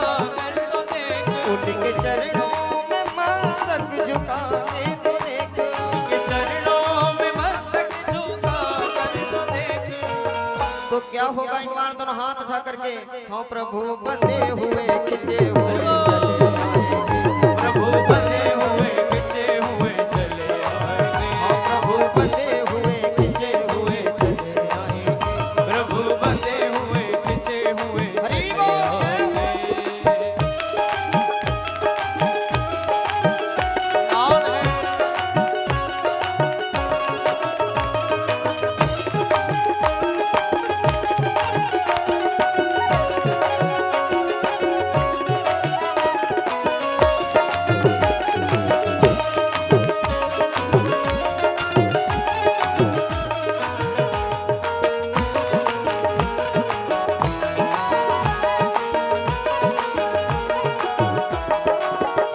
वो है ठाकुर पुजारी तू बन के तो देख, तू है ठाकुर पुजारी तू बन के तो देख, हाँ वो है ठाकुर पुजारी तू बन के तो देख, वो है ठाकुर पुजारी तू बन के तो देख, हाँ वो है दाता भिखारी तू बन के तो देख, वो है दाता भिखारी तू बन के तो देख, उनके दर से नहीं कोई खाली गया, उनके दर से नहीं कोई खाली गया, उनके दर से नहीं कोई खाली गया, उनके दर से नहीं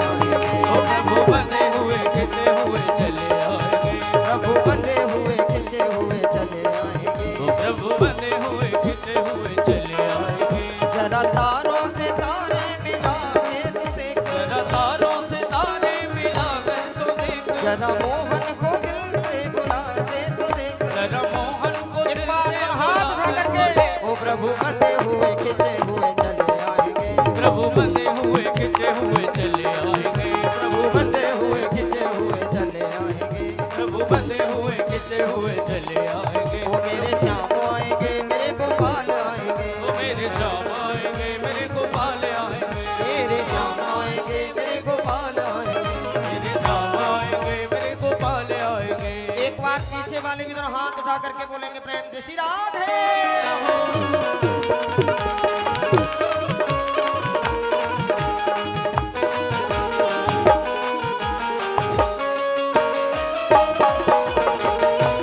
राधे राधे। प्रभु बंधे हुए खिंचे हुए चले आएंगे, ओ प्रभु बंधे हुए खिंचे हुए चले आएंगे, प्रभु बंधे हुए खिंचे हुए चले आएंगे, प्रभु बंधे हुए खिंचे हुए चले आएंगे, प्रभु बंधे हुए खिंचे हुए चले आएंगे, प्रभु बंधे हुए खिंचे हुए चले आएंगे, प्रभु बंधे हुए खिंचे हुए चले आएंगे। प्रभु बंधे हुए खिंचे हुए चले आएंगे। जय जय श्री राधे। जीवन को किसी संत से ऐसे बांध दो, ऐसे बांध दो, यदि संत ने कृपा कर दी,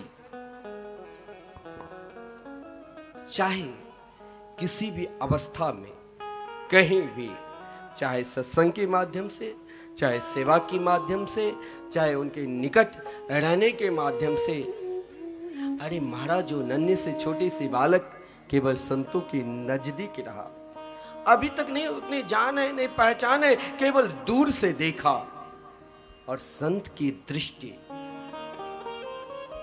कहा गया है शास्त्र में, यदि सदपात्र शिष्य है और सदगुरु भजन करते हुए, भजन के समय अपने शिष्य की याद कर ली, तो मान लेना कि अब प्रभु की कृपा मेरे ऊपर जल्द हो। गुरु, सदगुरु बार बार भजन के समय शिष्य के ऊपर दृष्टि करने लग जाए, उन्हें पुकार कर अपने पास बुलावे, तो मान लेना कि अब प्रभु के, राघवेंद्र सरकार के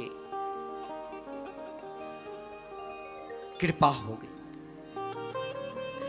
संत ने कृपा की दीक्षा प्रदान कर दिया, और महाराज उस दीक्षा के फलस्वरूप नाम में ऐसे मस्त हो गए, जो भूल गए सारी दुनिया की बात, हर पल हर क्षण केवल नाम जाप करने लगे। और महाराज सही में भगवान दर्शन ना दे, घबराना नहीं। जिस दिन नाम जाप करने में अपने आप महाराज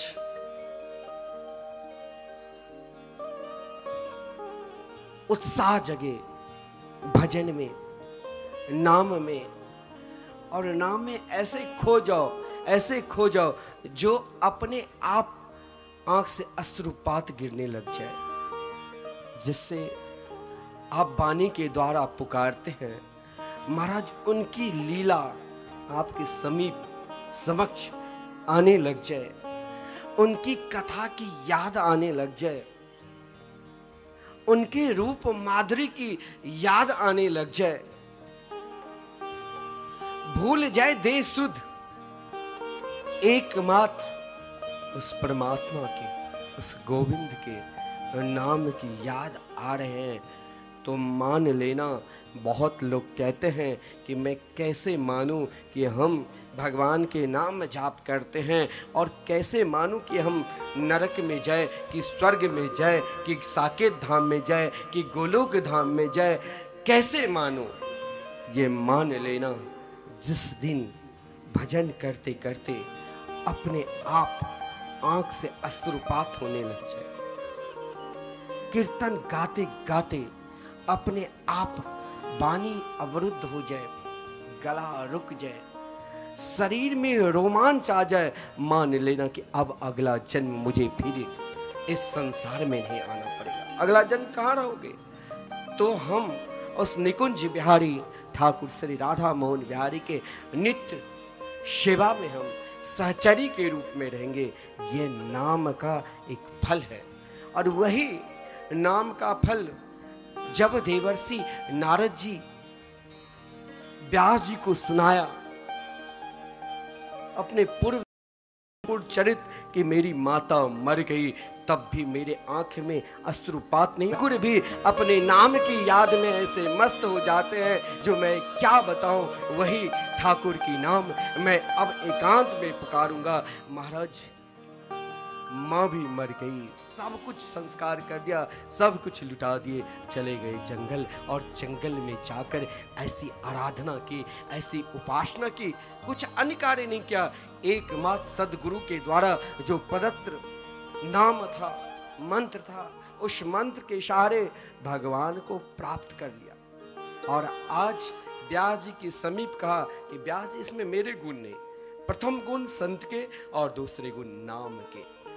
क्योंकि अगर संत सदगुरु नहीं मिलते तो हम कैसे नाम जाप करते। और मैंने प्रारंभ में ही कहा कि मानव मात्र का कल्याण तभी हो सकता है जब किसी महापुरुष नाम जापक संत के, हम महाराज जैसे धूप है, गर्मी है और सुंदर कोई वृक्ष है, वृक्ष के नीचे हम बैठकर सोचते हैं यहाँ छाया है, कुछ देर आराम करो, वैसे हर पल हर क्षण किसी संत की छाया में रहो तो कुछ ना कुछ हर हमेशा मिलेगा ही। उनकी छाया से अलौकिक भगवान की लीला ना जाने कब किस अवस्था में आप सुन लोगे और आपका बेड़ा पार हो जाएगा।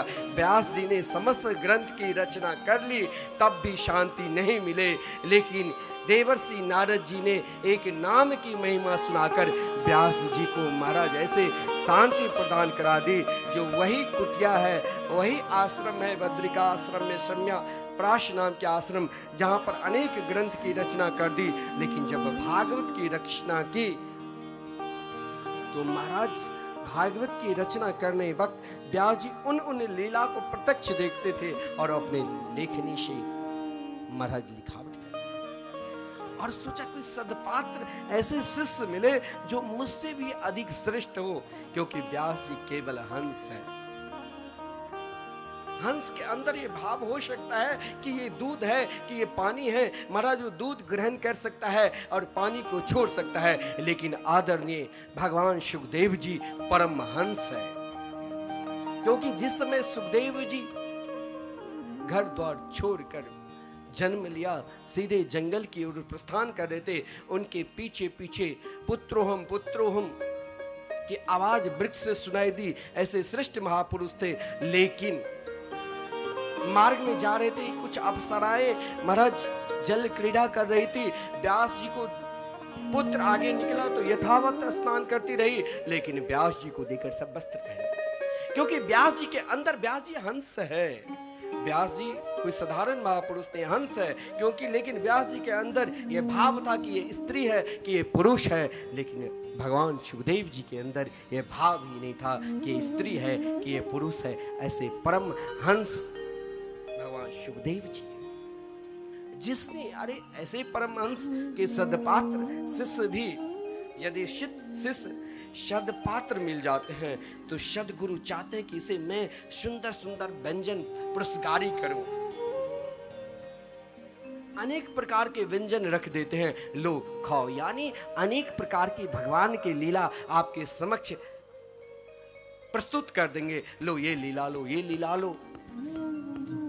और एक लीला यदि मैंने अपने जीवन में उतार लिया तो महाराज फिर हम वही रस खान की तरह, फिर अधिक पढ़ने की जरूरत नहीं, अधिक सत्संग में जाने की जरूरत नहीं। यदि एक भी लीला जीवन में उतर गई, रसखान कैसे थे? जो रसखान महाराज एक मुसलमान होकर भी ज्ञान नहीं कि ठाकुर जी की लीला कैसी है, लेकिन एक व्यास जी महाराज तखत पर बैठकर कथा सुना रहे थे, सामने गोपाल जी की तस्वीर देखा और उनकी तस्वीर को देखकर हजारों श्रोतागण थे, उनका जीवन नहीं बदला, लेकिन एक क्षण सुन लिया कि मेरे ठाकुर जी के चरणार बिंद कैसे हैं। चित्रम तदैतद चरणार बिंदम, चित्रम तदैतद बदनार बिंदम, चित्रम तदैतद मुखार बिंदम, चित्रस्य चित्रम खलु सर्व चित्रम। ऐसे सुंदर उनके चरणार बिंद से लेकर मुखार बिंद है। ये शब्द सुनते ही रसखान दौड़ते हुए उस संत के पास आकर और रुदन करने लगे, महाराज धन्य है। कुछ बोला नहीं, चल दिया। और महाराज मार्ग में जा रहे थे, फिर व्यास जी ने जो कथा श्रवण करा रहे थे उसने कहा कि इतना ही नहीं, उनके चरणार बिंद तो इतने सुंदर है, माखन से भी सुकोमल। जिस समय महाराज ब्रजांगनाएं ब्रज की गोपी के घर से माखन चुराकर भाग रहे थे तो ब्रजांगनाएं पुकारती थी, नीतम नीतम यदि नवनीतम। अरे कन्हैया, तुम माखन लेकर भाग रहे हो तो कोई बात नहीं, लेकिन माखन से भी सुंदर सुकोमल तुम्हारे चरणार बिंद है। रुको, ठहरो। रसखान के जीवन बदल दिया। और वही रसखान महाराज प्रातःकाल एक छोटी सी जुतिया बनाकर लाया और हाथ में माखन लेकर दिया व्यास जी को कि महाराज इसे पहना दो। व्यास जी कारे मूर्ख, मैं कैसे पहनाऊं? बोले मैं पहनाऊंगा, क्योंकि इसके चरणार बिंद बहुत सुंदर है। बोले कहाँ मिलेंगे? कहा तू जा वृंदावन। उनके लिए वृंदावन जा एक दीक्षा हो गई, एक मंत्र हो गए। ये सदगुरु के द्वारा के मंत्र मिल गए। यदि सदगुरु कृपा नहीं करते, उसे कहता नहीं, अरे तू जा वृंदावन, वृंदावन में जहां मिले इसे पहना देना ये जूतियां। खड़ा हूं। बोले अब तो आपने मुझे दीक्षा दे दी, अब मैंने इसी के सहारे से उन बनवारी को, उन गिरधारी को, उन मनमोहन को मैं प्राप्त कर लूंगा। क्या महाराज भाव है। और ढूंढते हुए निकल गए। ऐसे निकले, मार्ग में कभी पागल की तरह, कोई कहता था पागल जो एक राजा सहंसा की तरह जिंदगी जीते थे, आज पागल की तरह ब्रज की गली गली में उस गोपाल को ढूंढ रहे हैं। हे मेरे गोविंद, हे मेरे गोपाल, तुम कहाँ मिलोगे? और ढूंढ ही लिया। जब सेवा कुंज में गए और प्रभु श्री जी के पायल पहना रहे थे, उसी समय रसखान दौड़ते हुए गया। कहा वाह वृंदावन बिहारी, ये आप धारण कर लो, आपके चरणार में बहुत सुकोमल है। कहने का तात्पर्य संत की कृपा कब और कहां हो जाए। भागवत तो एक विलक्षण, यहां तो समय की एक मर्यादा है। समय पूर्ण हुआ, लाइफ बंद। और यहां तो 24 घंटे कुछ अखंड कीर्तन, जाप, रासलीला सब कुछ चलते ही रहते हैं। फिर भी भागवत तो भागवत में, ठहरे तो भगवान के चरित्र में, बोलो तो भगवान के चरित्र। भागवत तो आता है। भागवत के प्राकट्य भी महाराज, भागवत कहां से प्रकट हुई और प्रारंभ कहां से? भागवत के प्रारंभ 3 माताओं की कथा से। भागवत में यदि नाम की महिमा को यदि आपको सुनना है, देखना है, श्रवण करना है, तो केवल प्रथम स्कंद में महाराज एक एक अध्याय में देखो क्या नाम की महिमा भर दी है। हमारे सदगुरुदेव कहा करते हैं कि भागवत में महाराज यदि नाम पर विश्वास करना है, तुम रोज एक अध्याय भागवत पढ़ो, किसी संतों के मुखारबिंद से श्रवण करो, किसी महापुरुष कथावाचक के मुखारबिंद से श्रवण करो कि भागवत में नाम की क्या महिमा है। ठीक है, महाभारत के युद्ध हुआ, 18वें दिन के अंतिम समय में आदरणीय भीमसेन की गदा के प्रहार से दुर्योधन की जंगा टूट गई। अश्वत्थामा ने आश्वासन दिया, मैंने बार बार कहा जब दुष्ट अपनी दुष्टता न छोड़े तो सज्जन को भी अपनी सज्जनता कभी नहीं तोड़ना चाहिए। दुष्ट दुर्योधन मरते वक्त भी चाहता था कि पांडवों का विनाश हो, लेकिन जिसके रक्षक स्वयं मेरे गोविंद, मेरे गोपाल कन्हैया है, उसे दुर्योधन क्या, अश्वत्थामा क्या, कौन क्या बिगाड़ लेंगे। महाराज द्रौपदी के 5 पुत्र को पांडव मानकर उनके शरीर धड़ से अलग कर दिया, दुर्योधन को दिया। दुष्ट महाराज अंतिम समय वेदना में ही मरे। ठीक है, अर्जुन ने प्रतिज्ञा कर ली और प्रतिज्ञा के साथ लेकर अश्वत्थामा को महाराज बंदी बनाकर द्रौपदी के पास, लेकिन माता द्रौपदी, देखिए यहां नाम की महिमा, क्योंकि यहां नाम यज्ञ हो रहे हैं। भागवत में आप, भागवत ऐसे ग्रंथ है, आप वहां से संतों की महिमा ले सकते हैं, नाम की महिमा ले सकते हैं, भक्त के चरित्र ले सकते हैं, महाराज अनंत है। अब यहां भगवान की नाम की क्या महिमा है? मैं बार बार यही कहता हूं कि महाराज आप नाम मत जाप करो, लेकिन कहीं किसी स्थान पर बैठ जाओ और वहां संकीर्तन चल रहे हैं, सीताराम राधेश्याम, वहां श्रवण करो, तो वो भी आपका एक नाम जाप का ही फल मिलेगा। सत्संग मत करो, लेकिन किसी संत की सेवा में लग जाओ, तो भी आपकी पूजा हो गई, सत्संग हो गई। द्रौपदी जिसके घर में हर पल हर क्षण श्री कृष्ण निवास करते थे, क्यों? क्योंकि वहां शब नाम जापक थे। चाहे वो द्रौपदी हो, चाहे वो कुंती हो, चाहे उत्तरा हो, चाहे वो धर्मराज युधिष्ठिर हो, चाहे वो अर्जुन हो, चाहे वो भीमसेन हो, चाहे वो नकुल हो, चाहे वो सहदेव हो, सब केवल नाम की आराधना करते थे।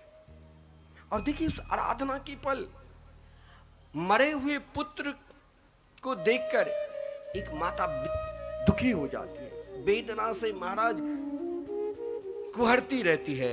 लेकिन द्रौपदी जब अपने मरे हुए पुत्र को देखा, उस समय भी, उस स्थिति में भी भगवान के नाम नहीं छोड़े। हमारे सदगुरु के पास के पहुंचते हैं, कहते महाराज अभी हम अपवित्र अवस्था में कैसे नाम लें? महाराज हमारे सदगुरुदेव कहा करते हैं कि महाराज आप हर स्थिति में, हर परिस्थिति में नाम ले सकते हो। नाम के लिए कोई पवित्र स्थान या अपवित्र स्थान नहीं दिखा गया है। ओह बता स्वपचतोपि गरियान जह जीवाग्रे वर्तते नाम तुभ्यम। द्रौपदी उस अवस्था में समस्त हस्तिनापुर के नर नारी रुदन कर रहे हैं, लेकिन द्रौपदी के रुदन भी, क्योंकि भगवान को सबसे प्रिय क्या चीज है? धन दौलत नहीं। जब हमारे अभिमान बिल्कुल शून्य हो जाएंगे, और जब अभिमान शून्य हो गया तो वहां देहाभिमान नहीं रहेंगे, तो हम एकांत में जब उनके लिए रोने लग जाएंगे, हे गोपाल, हे गोविंद, मुझे कब दर्शन दोगे? क्योंकि जब भगवान रासलीला की कथा आप श्रवण करोगे, अंतर्धान हो गए थे, तो उन गोपियों ने, उन ब्रज की गोपियों ने सोचा कन्या मैंने गोपी गीत गा ली, लेकिन अब मुझे तुम्हारे लिए रोना ही पड़ेगा। रो रुदु स्वस्वरण राजन कृष्ण दर्शन लाल से, और रो उसके लिए जो कभी मेरे पास आवे। दुनिया के लिए हम रोते हैं, हंसते हैं, महाराज रो लेते हैं तो हमारे दुख में कहते हैं आहा महाराज इसके जीवन में बहुत विपत्ति आई, दुख आ गया। लेकिन बाद में कहेंगे ऐसे तो चलता ही है। लेकिन द्रौपदी के जीवन में दुख भी आया तो भी द्रौपदी पुकारते हैं क्या? माता शिशूना निधनम सुताना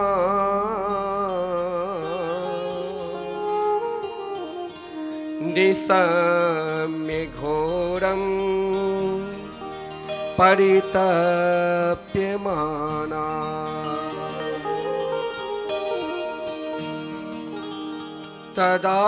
तदारुद बाष्पकला कुलाक्षी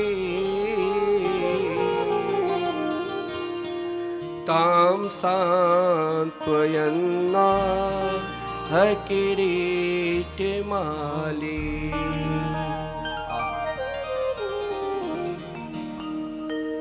रोते हुए भी कन्हैया से पुकारा, हे गोविंद, हे गोपाल। देखिए एक माँ को, आजकल माता से कहो विपन्न है, गरीब है, पुत्र को खिला नहीं सकते हैं, लेकिन हमारे गुरुदेव कहते हैं कि ये बालक संस्कार है, इसे आप साधु बना दो। तो माता कहती है, महाराज आप सिद्ध संत है, कहीं आपकी बात सत्य ना हो जाए। जानती है कि बाद में ठीक है लठिया मुझे खाना ही पड़ेगा, वो तो कोई माता सौभाग्यशाली है जो महाराज जिनके पुत्र शिव सदपात्र होते हैं। हम लोगों के पास आते हैं, महाराज क्या बताऊं, बच्चे को पढ़ाया लिखाया विवाह कराया और आज बहु अपमान करते हैं, बेटा अपमान करते हैं।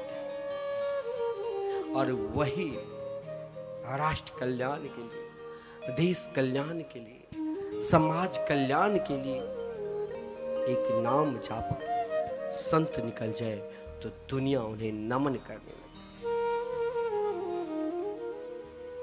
लेकिन मैं बार बार कहता हूं कि इतनी माताएं बैठी हुई है, कोई माता चाहिए आपको राष्ट्र के कोई अपने पुत्र को सैनिक बनाओ, तो कोई माता को चाहिए कि अपने पुत्र को संत भी बनाना चाहिए।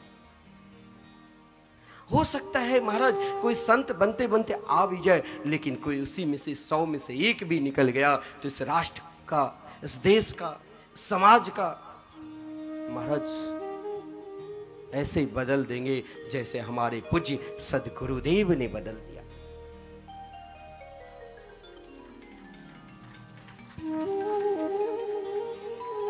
तो मैं व्यासपीठ से आह्वान कर रहा हूं, उसे पढ़ा लिखा कर धर्म के प्रचार प्रसार में पूज्य महाराज श्री की इच्छा है, कामना है, ऐसे बालक आना चाहिए जो समाज को सुधारे। द्रौपदी ने यही तो प्रार्थना की। गोपाल सरस नाम में श्री कृष्ण के एक नाम है किरीटमाली।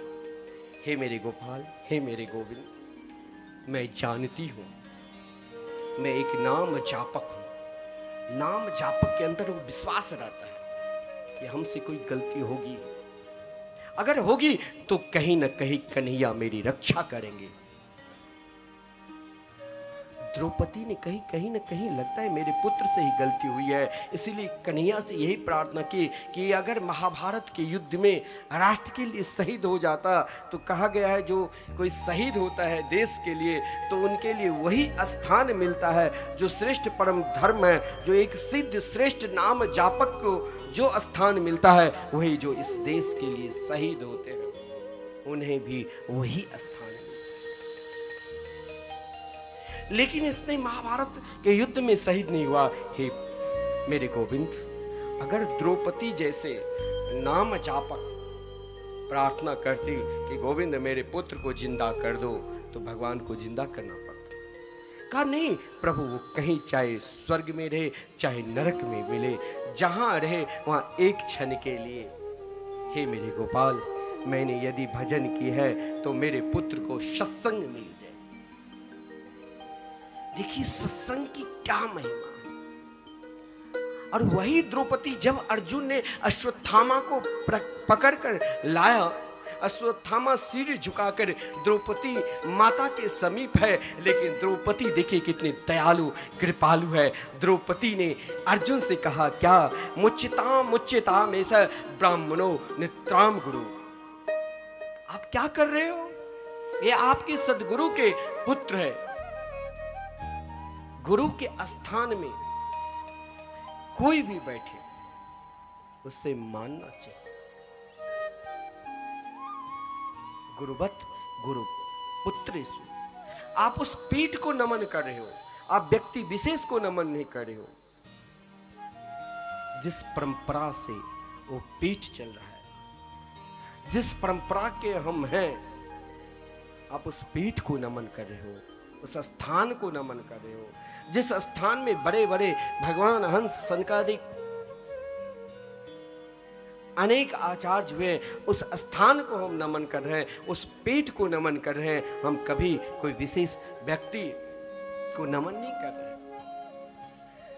इस द्रौपदी माँ ने यही कही, माता ने यही कही, ये आपके गुरुपुत्र है, इसे आप नमन करो। व्यास जी जैसे महापुरुष समाधि भाषा में भागवत की रचना कर रहे थे, लेकिन द्रौपदी जैसे माता को देखिए, द्रौपदी कितनी बड़ी नाम जाप करती, कैसे नाम जाप करती थी, जो व्यास स्वयं व्यास जी कहा, द्रौपदी की सुंदर स्वभाव को देखकर वाम स्वभावा कृपया ननाम छ, उनके चरणार बिंद को नमन किया। लेकिन शास्त्र में यह भी कहा गया है, यदि अपराधी है तो उसे दंड भी देना चाहिए, अपराधी को छोड़ना भी नहीं चाहिए, उसे दंड मिलना चाहिए। इसीलिए भीम से निकाह, इसने अपराध क्या, भगवान ने कहा मैं जानता हूं, अर्जुन से आदेश दी, अपराधी है। एक सम्मानित व्यक्ति को अपमान भी मृत्यु की तरह ही माना जाता है शास्त्र के अनुसार। उनकी आधी दाढ़ी, आधी मूछ और मस्तक पर जो जन्म सिद्ध नाम के मणि था, उसे निकालकर शिविर से बाहर कर दे। लेकिन मैं ये बार बार कहता हूं कि दुष्ट अपनी दुष्टता को कभी नहीं छोड़ते हैं, वो हर पल हर क्षण वही अनिष्ट भाव ही सोचेगा। जब दुष्ट अपनी दुष्टता को न छोड़े तो सज्जन को भी अपनी सज्जनता को कभी त्याग नहीं करना चाहिए। अश्वत्थामा ने चलाया ब्रह्मास्त्र पांडवों के वंश को निर्वंश करने के लिए, किसके ऊपर, तो परम नाम जाप का माता उत्तरा के ऊपर। अब देखिए नाम पे क्या विश्वास, भगवान के नाम पे क्या विश्वास है, ये माता उत्तरा के चरित्र देखो। महाराज माता उत्तरा जिसने हर पल हर क्षण महाभारत के युद्ध में उनके पति महाराज शहीद हो गए, तब भी श्री कृष्ण से प्रार्थना नहीं किए। लेकिन जब अश्वत्थामा ने ब्रह्मास्त्र का प्रयोग किया, उस समय श्री कृष्ण द्वारका की ओर प्रस्थान कर रहे थे, एक पैर रथ पे एक पैर नीचे। उत्तरा ने सामने देखा कि धर्मराज युधिष्ठिर, अर्जुन, भीमसेन, नकुल, सहदेव, लेकिन एक गुरु की याद। वो कौन गुरु, तो द्रौपदी की। द्रौपदी ने कही थी, पुत्री जीवन में यदि कष्ट आवे, दुख आवे, तो दुनिया के पास मत जाना पुकारने के लिए, मेरे ठाकुर मेरे गोविंद का नाम का स्मरण करने लगे। उनकी नाम में वो ताकत है, वो शक्ति है जो दौड़ते हुए भागते हुए चले आए। माता उत्तरा की प्रार्थना देखो, कैसे नाम जाप करती थी। माता उत्तरा दौड़ती हुई गई, श्री कृष्ण मुस्कुरा रहे, वाह उत्तरा। इस अवस्था में क्या धर्मराज युधिष्ठिर, अर्जुन, भीम से नकुल, सदैव पर विश्वास नहीं? बोले कन्हैया है विश्वास, लेकिन इनके जीवन में भी जब कष्ट आते हैं तो आपको ही पुकारते। कैसे प्रार्थना कर रही है, दौड़ती हुई आंचल को फैलाकर कहती है, पाहि पाहि महायोगिन देव देव जगत्पते नान्यं त्वद्भयं पश्ये यत्र मृत्यु परस्परम्। हे मेरे गोविंद, हे मेरे गोपाल, मैं जानती हूँ एक दिन मरना तो सभी को पड़ेगा ही, लेकिन आज मैं जो प्रार्थना कर रही हूँ, ये प्रार्थना अपने लिए नहीं, आपके लिए। अरे दौड़ती हुई आई द्रौपदी और यहाँ उत्तरा और कहती है कि मैं आपके लिए प्रार्थना कर रही हूँ। हाँ कन्हैया, क्योंकि मैं जानती हूं, देखिए नाम पर ऐसे विश्वास करना चाहिए उत्तरा की तरह। क्या नाम में विश्वास था माता उत्तरा की, कि मैं स्वप्नावस्था में भी कन्हैया आपके चरणार बिंद को छोड़कर कहीं गई ही नहीं। मैं अपने लिए नहीं, ये ब्रह्मास्त्र मुझे जला कर राख कर दे तो भी मैं मुस्कुरा कर सहन कर लूंगी, जल कर राख हो जाऊंगी, लेकिन मेरे गर्भ में आपके अनन्य भक्त है, ये मेरे अंतर विश्वास है। हम क्या करते हैं, क्या खाते हैं, कहाँ जाते हैं, क्या करते हैं, ये विश्वास हम क्या कर रहे हैं वो हम ही जान सकते हैं, आप नहीं। आपसे यदि हम बता दिया तो आप पहचान लें। लेकिन माता उत्तरा के अंदर क्या विश्वास थी? कहा मुझे विश्वास है कि मैं आपकी सिवा, आपके चरणारविंद की सिवा कहीं नहीं गई, और मुझे और भी अति विश्वास है कि मेरे गर्भ में आपके अनन्य भक्त पल रहे हैं। भक्त की महिमा को बढ़ाने के लिए मैंने प्रार्थना की, गोविंद दुनिया कहीं यह न कहे जिसके रक्षक श्री कृष्ण थे उन पांडवों के वंश की रक्षा नहीं कर। भगवान के नेत्र सजल हुए कि एक माता ऐसी भी है जो आज गर्भपात कराती है कि मेरे गर्भ में लड़की है कि लड़का, और एक माता आज अपनी गर्भ की रक्षा के लिए मुझसे भीख मांग रही है। ऐसी माता के गर्भ में प्रवेश करना चाहिए, ऐसे परम नाम जाप का माता। और उनके गर्भ में भगवान ने कहा पुत्री तुम एक क्षण के लिए मातृभाव करो। कभी कभी अपनी माता को आभास कराते हैं, लेकिन भक्त की रक्षा के लिए अंगुष्ठ मात्र ममलम, अंगूठे की तरह भगवान रूप धारण कर गर्भ। देखिए भजन का प्रभाव, गर्भ में ही भगवान उस नन्हे से छोटे से शिशु को दर्शन दिया, और वो शिशु इधर ब्रह्मास्त्र जला रहे और उधर जो ही प्रभु की दर्शन की तो ब्रह्मास्त्र अपने आप शीतल हो गए। भगवान ने कहा अब क्या करूं? तो उत्तरा के गर्भ में जाने का कारण भगवान के एक नाम उत्तरायण है, रक्षा की गर्भ से। वाह कुंती ने कही वाह गोविंद, एक माता पिता की यही कामना इच्छा होती है। अगर आपके घर में कोई वैष्णव है, माता पिता है, लड़के बच्चे नहीं है, तो माता पिता चाहते हैं कि ये मेरे संतान भी मेरे साथ सत्संग में लग जाए, साधु संतों की सेवा करे, समाज की सेवा करे। आज कुंती अपने आप को धन्य मानने लगी। देखिए मेरी बहू जो महाराज इस अवस्था में भी कहीं और जगह नहीं भटकी, अगर कहीं कहीं तो वो भी मेरे गोविंद मेरी गोपाल के चरणारविंद में। जिस कारण कुंती ने कही प्रभु, भगवान जाने लगे बहुत विलक्षण भाव है, लेकिन कुंती ने भगवान से यही प्रार्थना की थी, हे प्रभु आप यहीं रहो। भगवान ने कहा मैंने तो सब कुछ दे दिया, महाभारत में विजयश्री मिली, आपके पुत्र पृथ्वी के सम्राट बने, अब मैं चलूं द्वारका। बोले नहीं प्रभु अब मुझे ये सब चाहिए ही नहीं। कुंती की प्रार्थना यही थी कि विपदा सन्तु न सस्व तत्र तत्र जगद् गुरु भवतो दर्शनम यस्या पुनर्भव दर्शनम। कुंती ने भगवान से जो प्रार्थना की, विपत्ति, बहुत लोग कहते हैं कुंती ने विपत्ति मांगी, दुख। एक बात बताओ, आप यहाँ टेंट में हैं, कोई कहते हैं मेरे कूलर नहीं चल रहे हैं, कोई कहते हैं मेरे घर में पंखा नहीं है, बहुत गर्मी लग रही है, मैं बिल्कुल थक गई हूँ, लगता है अब यहाँ से छोड़कर भाग जाओ, किसके किसके मैं व्यवस्था करूं। काफी दूर में महाराज पंडाल है, मेला है, भोजन की दूर व्यवस्था, काफी भीड़ रहती है अन्न क्षेत्र में, अनेक जगह से लोग आते हैं जाते हैं। मुझे महाराज यहाँ पर दुख सहन मैं नहीं कर पाऊंगी। सही में हम यहाँ पर भागवत के संकल्प लिए हैं, हम कथा सुनने के लिए आए हैं, हम मंदिर में दर्शन करने के लिए आए हैं, तो क्या हम दुख सहन के लिए? हमें दुख बर्दाश्त नहीं है। हम सदा एसी रूम में रहे, सुख सुविधा में रहे, हम कैसे दुख में रहे? हर काम यदि हम एक लोटा जल भी भोलेनाथ पर चढ़ाते हैं तो वहां भी हमारी कामना होती है कि मुझे सुख मिले, मुझे सुविधा मिले। और यहाँ कुंती माता कहती है कि मुझे दुख दो। क्या भगवान से कोई दुख मांग सकता है?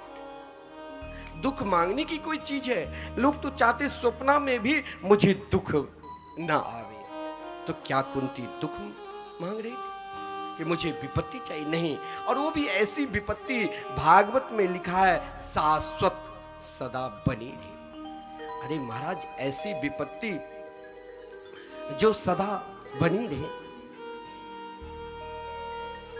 कुंती को तो महाराज जीवन में दुख ही दुख मिला, और आज अंत समय में सुख का समय मिला तो वहां भी विपत्ति मांग रहे, वो भी शाश्वत सदा बनी रहे। महाराज ठीक है, 2-4 दिन हम तो दुख सहन कर लेंगे, 2 तारीख को हम सब लोग प्रस्थान करेंगे, 15 दिन का यज्ञ है, लेकिन अगर महीने भर चले तो हम तो बेचैन हो जाएंगे महाराज। लेकिन कुंती की बेचैनी इसलिए नहीं है कि मुझे सुख सुविधा मिले। कुंती ने कही विपदो नैव विपदा संपदो नैव संपदा, विपद नारायण विस्मृति संपन्न नारायण स्मृति। हे मेरे गोविंद, हे मेरे गोपाल, मुझे वही विपत्ति चाहिए, वही दुख चाहिए जिस दुख में आप मेरे साथ थे, जिस दुख में हम आपके साथ रहे। तो जब भगवान साथ में रहे, जिनके पास धर्म अर्थ काम मोक्ष चारों पुरुषार्थ आगे पीछे चल, तो क्या वहां दुख मिल सकता है? जिसने एक दिन का, जिसके पुत्र वधु द्रौपदी ने एक दिन का बटलोही में एक दाना चावल से 10,000 संतों को तृप्त कर दिया था। दुर्वासा ऋषि के साथ जितने संत थे, क्या उनके जीवन में दुख था? क्योंकि उनके साथ सदा मेरे गोविंद मेरे गोपाल रहते थे। आज सब कुछ मिला तो जा रहे हैं, लेकिन भगवान ने कहा आपने तो हे बुआ केवल दुख ही दुख सहन किया। बोले प्रभु मुझे वही दुख चाहिए जिस दुख में आप मेरे साथ रहे। वो दुख नहीं, वो कृष्ण को मांग रही थी। हे कन्हैया, हे मेरे गोविंद, आप मेरे साथ रहो। जब आप हैं और हम हैं तब दुख कहाँ से? तब तो सदा आनंद ही आनंद, रसो वैसा, केवल रस ही रस मिलेगा। हे मेरे गोविंद, आप रहिए, हम रहेंगे, और मुझे दुनिया की ये वैभव, ये सुख नहीं चाहिए, मुझे चाहिए तो केवल आप ही। महाराज बहुत विलक्षण भाव है। धर्मराज युधिष्ठिर भी नहीं चाहते थे कि मेरे कारण लाखों नर नारी, कोई पुत्रहीन कोई पतिहीन हो गए, मुझे सिंहासन नहीं चाहिए। कन्हैया उन्हें भी समझाने के लिए आते थे, लेकिन कभी कभी क्या होता है, छोटे बालक यदि कुछ समझाते हैं ना तो नहीं समझ में आता, और वही बात कोई बड़े बुजुर्ग समझा दे तो जल्दी समझ में आ जाता।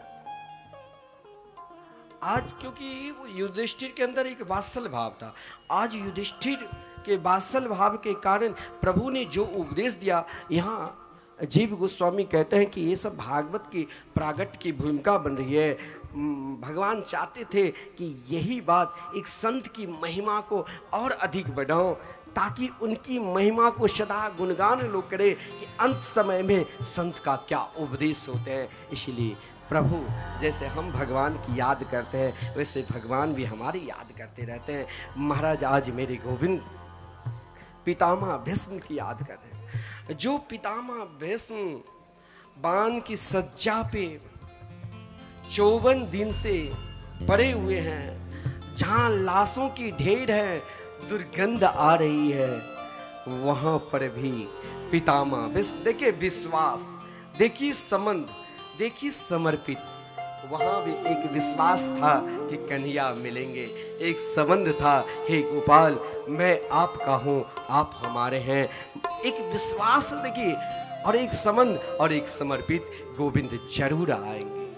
आज पितामह भीष्म के साथ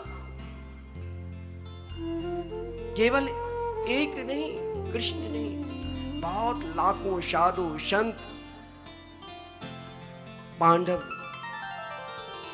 माता कुंती, सब के सब जब पितामह भीष्म के नजदीक पहुंचे, लाशों की दुर्गंध आ रही थी, लेकिन देखिए नाम जाप के प्रकाश, जहां पितामह भीष्म बाण के सज्जे पर पड़े हुए थे, महाराज अंग अंग में बाण लगा हुआ था, शरीर से रक्त निकल चुके थे, और दर्द और वेदना, यहाँ एक मच्छर काट लिया तो हम पश्चाताप करते हैं कि क्यों हम यहाँ पर आए, लेकिन वहां एक जगह पर 1000 बिच्छू डंक मारे, ऐसे शरीर में वेदना हो रही थी, दुख हो रहा था, लेकिन उस दुख में भी गोपाल को नहीं छोड़े, कन्हैया को नहीं छोड़े। हे मेरे गोविंद, मुझे कब दर्शन दोगे, कब दर्शन दोगे?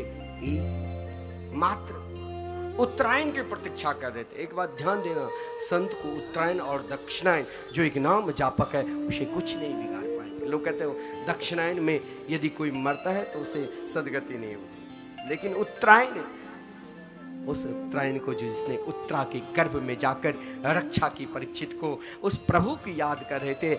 आज जब मेरे गोविंद आए और गोविंद को दूर से देखा तो कहा वाह बनवारी आ गए।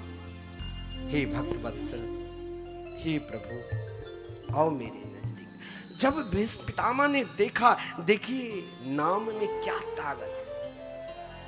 कभी भी ये विश्वास नहीं तोड़ना चाहिए कि हमें भगवान नहीं मिलेंगे। जब सदगुरुदेव ने हमें मंत्र दिया और मंत्र के साथ मुझे कहा नाम जाप करो, तो चाहे आज मिले, चाहे 10 वर्ष के बाद मिले, चाहे 10 जन्म के बाद मिले, लेकिन वो गिरधारी, वो मोहन, वो गोविंद, वो ठाकुर श्री राधा मोहन बिहारी जरूर मिलेंगे। इस विश्वास के साथ संबंध बनाओ और इस विश्वास के साथ समर्पित हो जाओ। आज भीष्म पितामह ऐसे ही समर्पित थे। प्रभु आया, देखकर इच्छा प्रकट की। सबरी ने जब देखा तो सोचा मेरे राम आएंगे तो राम के लिए महाराज मार्ग को रोज फूल को बिछाकर कहीं उनकी सुकोमल चरणारविंद कहीं और जगह पर ना पड़ जाए, ताकि वहां कांटे चुभ जाए। लेकिन पितामह भीष्म ने आज जब इस रूप देखा तो इच्छा प्रकट की कि मैं भी इनकी पूजा करूं, मैं भी इनकी आराधना करूं, मैं भी दौड़ते हुए जाकर इनके स्वागत करूं सबरी की तरह। लेकिन उठ सकते महाराज उनके रूप को देखकर उनके आंखों से अश्रुपात होने लगे। ऐसे अश्रुपात हो रही थी। श्री कृष्ण पितामह भीष्म की ओर, पितामह भीष्म श्री कृष्ण की ओर, दोनों की ऐसी संबंध बन गया था जो महाराज अश्रुपात के द्वारा ही महाराज श्री कृष्ण को अपने अश्रुपात में ही धीरे धीरे अपनी आंख में समा लिए और आंख में समाकर धीरे धीरे अपने हृदय सिंहासन पर बैठा दिया और हृदय सिंहासन पर उन्हें सूर्योपचार से पूजन की और 10 मिनट तक नेत्र बंद कर कन्हैया की याद करने लगे। जब नेत्र खोले तो श्री कृष्ण मुस्कुरा रहे थे सामने। भीष्म पितामह ने कहा प्रभु मैं आज तक, मेरी कामना है, मेरी इच्छा है कि मैंने आपसे कुछ मांगा नहीं। आज मेरी कामना है, इच्छा है। अरे भक्त की इच्छा, भक्ति की कामना कुछ हो ही नहीं सकता। फिर भी क्या इच्छा? बोले प्रभु थक गया हूं, अब आप मेरे सामने आ जाओ, मैं सदा देखूं। इसलिए भागवत में कहा गया है भीष्म पितामह जो कुछ प्रार्थना की भगवान मान गए। कहा सहदेव देवो भगवान प्रतीक्षताम कले वरम यावदिदम हिनोम्यहम। हे प्रभु आज तक आपने अपने भक्त की प्रतीक्षा की, लेकिन आज आप उस भक्त के पाले में पड़ गए हो जो आज स्वयं आपको प्रतीक्षा करना पड़ेगा। भगवान मुस्कुराने लगे, बोले ठीक है मैं तो आया ही हूं। बोले ऐसा नहीं प्रभु, मेरे सामने खड़े हो जाओ, केवल मैं आपको देखूं।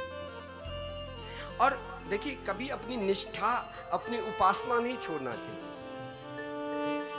जहां आपकी निष्ठा है, जिस प्रभु की आप उपासना कर रहे हो, इसे छोड़ना नहीं चाहिए। इस समय भगवान चतुर्भुज रूप में, भीष्म पितामह सदा युगल रूप में श्री राधा कृष्ण की उपासना करते थे।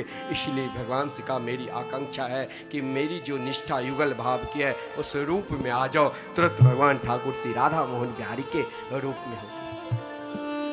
और देखिए, किसी भक्त की ताकत ना होगा जो भगवान से कहे कि मेरी प्रतीक्षा करो। आज भीष्म पितामह ने कहा कि प्रभु तब तक आप मेरी प्रतीक्षा करो जब तक मैं इस शरीर को परित्याग कर आप में नहीं लीन हो जाऊं। वाह, सारी दुनिया, हम मंदिर जाते हैं दर्शन करने के लिए, तो बड़े बड़े मंदिर में महाराज 10-10 घंटे 2-2 दिन तक लाइन में खड़े रहो, नंबर आएगा तब दर्शन करो। लेकिन यहाँ आज ऐसे भक्त के पाले में पड़ गए जो भक्त जैसे कहते हैं वैसे भगवान को करना पड़ता है। बोले प्रभु जब मैं अपने शरीर को परित्याग करूं तब आपकी आंखों में आंसू नहीं आनी चाहिए, बल्कि आपके मुखारविंद पर मुस्कान आना चाहिए। वाह, क्या भगवान ने भीष्म पितामह से कहा जरा पांडवों को भी कोई उपदेश दो। देखिए, एक संत का उपदेश, संत क्या कहते हैं, महापुरुषों की उपदेश देखिए। बाण की सज्जा पर पड़े हुए हैं, पांडवों को अनेक धर्म भागवत के अनुसार दान धर्म, राज धर्म, मोक्ष धर्म, स्त्री धर्म, भागवत धर्म का उपदेश जिस समय देने लग गए उस समय भीष्म पितामह ने कहा अरे पांडवों, तुम भूल मत कर लेना जिसे तुम अपना साथी, अपना सखा, अपना मित्र मान रखे हो, यही तो साक्षात परब्रह्म परमात्मा है, इसे पहचान लो। एक शब्द मानो पांडवों के लिए मंत्र था कि तुम इसे भूलना नहीं। देखिए कितने बड़े दयालु और कितने बड़े कृपालु है, इसे पहचानो। यही एक संत का उपदेश है। संत तो हमें यही उपदेश करेंगे ना, आप उसे पहचान लो भैया, आपका बेड़ा पार हो जाएगा। तुम कहां भटक रहे हो, किस ओर जा रहे हो, तुम आओ पंडाल में सम्मिलित हो, भगवान के चरित्र सुनो और उसे पहचानो। यही तो संत की कथा है। भीष्म पितामह ने कहा कि प्रभु मुझे याद है आपने प्रतिज्ञा की थी कि मैं महाभारत के युद्ध में अस्त्र नहीं उठाऊंगा, लेकिन मुझे याद है आपने अस्त्र उठाया। भगवान ने कहा वो तो आपके कारण ही। बोले नहीं प्रभु, जब महाभारत की युद्ध हो रहा था उस युद्ध के समय कौरव और पांडवों के बीच युद्ध चल रहा था, तो उस समय जब बड़े बड़े बलशाली योद्धा अर्जुन के साथ युद्ध करने के लिए आते थे तो उस समय आप अपने मुखारबिंद पर इतने सौंदर्य प्रकट कर लेते थे जो सामने वाले योद्धा अर्जुन की ओर नहीं देखकर एकमात्र आपकी ओर देखने लग जाते थे और अर्जुन को आसानी से विजयश्री मिल जाती थी। तब मैं कोई अभिमान से नहीं, अहंकार से नहीं, मैंने कहा जो इतने बड़े दयालु, इतने बड़े कृपालु, जो अपने भक्त के लिए चोरी से छुपके से अपने प्रतिज्ञा तोड़ रहे हैं, ऐसे प्रभु की स्वभाव क्यों नहीं जगत में प्रकट कर दूं। तब मैंने भी प्रतिज्ञा कर ली प्रभु, जो आज न हरि को शस्त्र न दाव, तो लाजो गंगा जननी को मैं शांतनु सूत न कहा। मैंने अर्जुन के साथ युद्ध की, अर्जुन मूर्छित भी हो गए, लेकिन भगवान के धैर्य कहां टूटता है, जब भक्त मूर्छित होने लग जाते। यहाँ भगवान के धैर्य दो भक्त के लिए टूटा।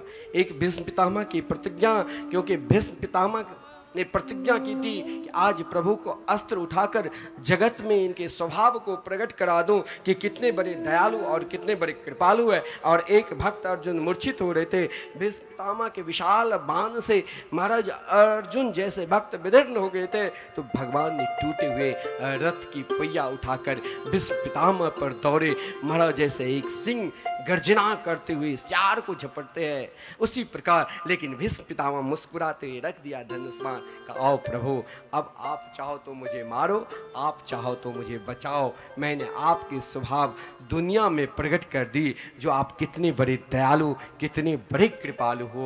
भगवान अब तो मेरी कोई आकांक्षा ही नहीं है, मेरी कोई इच्छा ही नहीं है। अगर इच्छा है तो आप उस इच्छा को आप ले लो।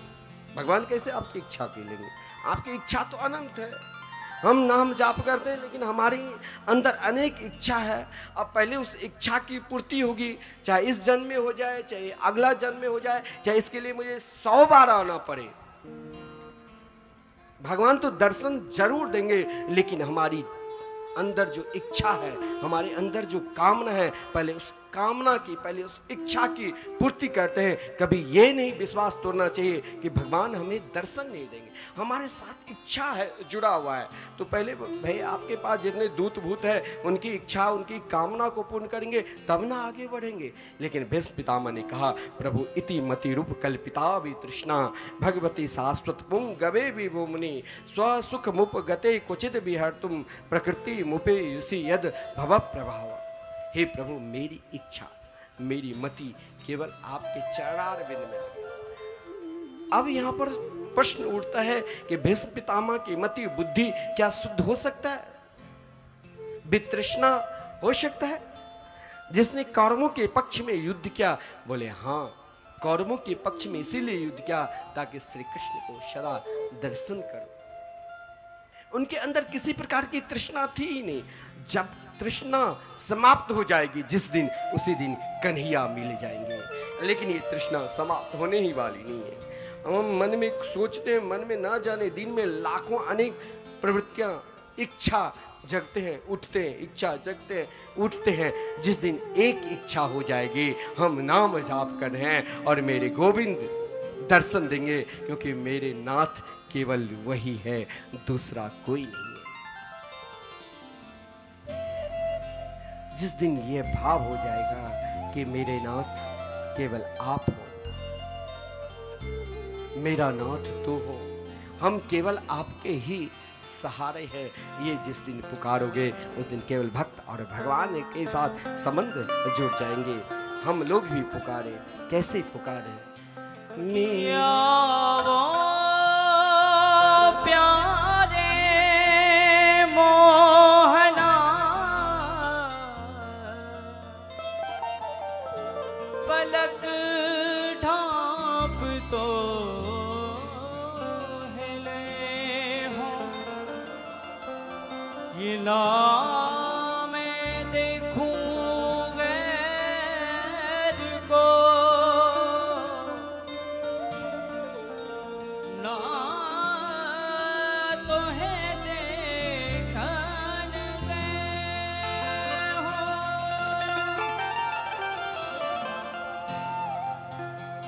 मेरा नाथ तू है, मेरा नाथ सब पुकारी। तू है, नहीं मैं अकेला, मेरे साथ तू है, मेरा नाथ तू है, मेरा नाथ तू है, मेरा नाथ तू है, नहीं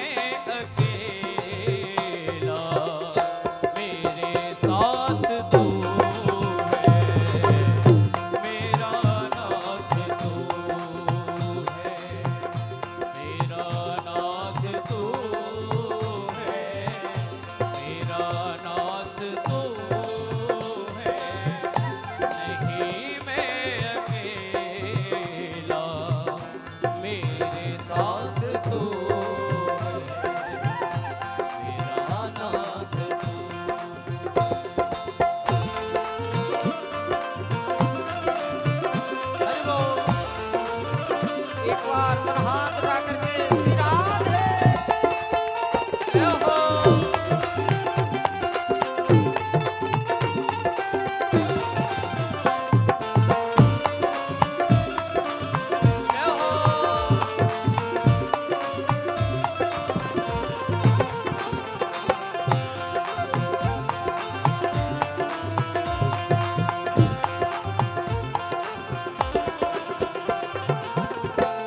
ठाकुर हो तुम और मैं हूँ पुजारी। ठाकुर हो तुम और मैं हूँ पुजारी। तेरा खेल हूँ मैं, तू है मेरा खिलाड़ी। तेरा खेल हूँ मैं, मेरा खिलाड़ी। मेरी जिंदगी की हर एक बात तू है। मेरी जिंदगी की हर एक बात तू है। नहीं मैं अकेला, मेरे साथ तू है। मेरा नाथ तू है, मेरा नाथ तू है, मेरा नाथ तू है। नहीं मैं अकेला, गाइए। मेरे साथ तू। राधे कृष्णा कृष्णा राधे राधे, राधे श्याम श्याम श्याम राधे राधे। राधे कृष्णा कृष्णा कृष्णा राधे राधे, राधे श्याम और हाथ उठा करके राधे कृष्णा कृष्णा कृष्णा राधे राधे। राधे श्याम श्याम श्याम राधे राधे, राधे कृष्णा कृष्णा कृष्णा राधे राधे। राधे श्याम श्याम श्याम राधे राधे। ओ राधे कृष्णा कृष्णा कृष्णा राधे राधे। ओ राधे श्याम बड़े भाव से जय हो। राधे कृष्णा कृष्णा कृष्णा राधे राधे। राधे श्याम श्याम श्याम राधे राधे। राधे कृष्णा कृष्णा कृष्णा राधे राधे। राधे श्याम श्याम श्याम राधे राधे। राधे कृष्णा कृष्णा कृष्णा राधे राधे। राधे श्याम श्याम श्याम राधे राधे। राधे कृष्णा कृष्णा कृष्णा राधे श्याम श्याम श्याम राधे राधे। राधे कृष्णा कृष्णा कृष्णा राधे राधे।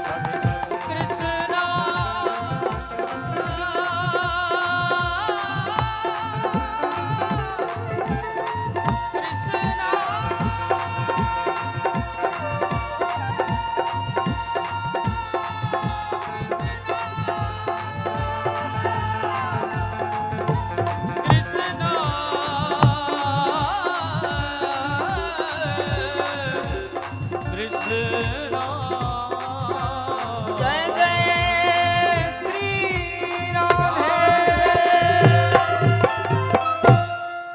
पितामह भीष्म ने भगवान की सुंदर स्तुति की और प्रभु को देखते ही देखते प्रभु में क्षमा गए। भागवत बहुत विलक्षण है।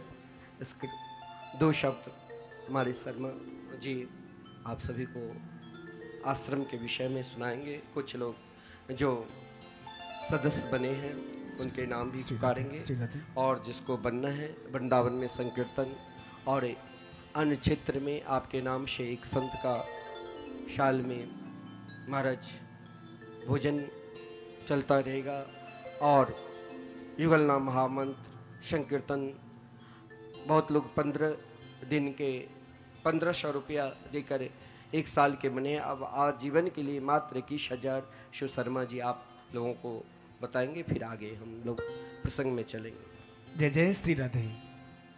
एक बार दोनों हाथ खोलते हुए हवा में उठाते हुए मेरे साथ बोलेंगे, बोलिए श्री कृष्ण कन्हैया लाल की जय हो। श्रीमद् भागवत महापुराण की जय हो। बधो जैसा कि आदेश पूज्य महाराज श्री ने मुझे दिया, सर्वप्रथम व्यास गादी पर विराजमान होकर हम सबके जीवन का कल्याण करने का प्रयास कर रहे पूज्य महाराज श्री के चरणों में मेरा दंडवत प्रणाम। साथ ही भागवत जी को मेरा नमन और इस पावन मंच पर विराजमान साधु संत ब्राह्मण समस्त विद्वज्जन को मेरा नमन। इसी के साथ यहाँ कथा प्रांगण में उपस्थित होकर कथा का लाभ ले रहे एवं देश विदेश में अपने घरों में बैठकर दिशा टीवी चैनल के माध्यम से भगवत कथा ज्ञान गंगा से जुड़ रहे सभी भक्तों को राधे राधे, जय जय श्री राधे। बंधुओं, श्री द्वारा गाधाचार्य श्री मुकुंद देवाचार्य पीठ मिथिला कुंज वृंदावन धाम के तत्वाधान में प्रतीक वृंदावन बैथई घाट दरभंगा बिहार से पूज्य महाराज श्री के सानिध्य में एवं उनके सदगुरुदेव भगवान के सानिध्य में हम सब लोग यहां ज्ञान गंगा से जुड़ रहे हैं। बंधुओं, तुलसीदास जी कहते हैं कि तुलसी या संसार में सबसे मिलियो धाय, ना जाने किस भेष में नारायण मिल जाए, ना जाने किस भेष में नारायण मिल जाए। ठीक उसी प्रकार से पूज्य महाराज श्री एवं सदगुरुदेव भगवान ने नर सेवा और नारायण सेवा के प्रकल्प को वृंदावन धाम में गत 25 वर्षों से चलाया हुआ है, जिसमें अखंड संकीर्तन एवं विशाल अन्य क्षेत्र, जिसके अंतर्गत वृंदावन धाम में आने वाले समस्त साधु संत ब्राह्मण एवं आप श्री सभी भक्तों के लिए वहां प्रसाद भोजन की व्यवस्था की जाती है। बंधुओं, उसी प्रकल्प से जुड़कर आप अपने जीवन का कल्याण करें, साथ ही अपने इष्ट मित्र बंधु बांधवों को भी इस पावन संकल्प से भी जोड़ें। और आज द्वितीय दिवस की पावन कथा का रसपान हम सब ने किया और इसी पावन यज्ञ में किन्हीं दानी दाताओं ने अपने धन का सदुपयोग किया है, अपने धन का पवित्रीकरण किया है। मैं उन दानी दाताओं और भामाशाहों के नाम की उद्घोषणा यहां इस पावन मंच से कर रहा हूं। श्रीमान श्री लाल झा, जिन्होंने 21,000 रुपए की राशि देकर आजीवन सदस्यता प्राप्त की है, एक बार जोरदार ताली बजाएं और उनका स्वागत सम्मान करें। श्रीमती मीना झा, आप श्री सर्रा मदना मधुबनी और आप श्री चंडीगढ़ में रहते हैं, आप श्री ने भी 21,000 रुपए की राशि देकर सदस्यता प्राप्त की है। इसी के साथ श्रीमती सुनीता देवी धर्मपत्नी श्री शिव शंकर झा, आप श्री नोएडा उत्तर प्रदेश से हैं, एवं श्री हरे कृष्ण झा सपत्नी श्रीमती मंजू झा, आप श्री तुमोल दरभंगा बिहार से हैं, एवं श्रीमती कामजी देवी धर्मपत्नी श्री उमेश कुमार झा नोएडा उत्तर प्रदेश से हैं। साथ ही श्रीमती फूल कुमारी धर्मपत्नी श्रीमान प्रेम झा, आप श्री कल्याण मुंबई महाराष्ट्र से हैं। श्रीमती शिखा झा धर्मपत्नी श्रीमान किशोर झा, आप श्री भी कल्याण मुंबई महाराष्ट्र से ही हैं। इसी श्रृंखला में श्रीमती आरती धर्मपत्नी श्रीमान नवीन झा, आप श्री भी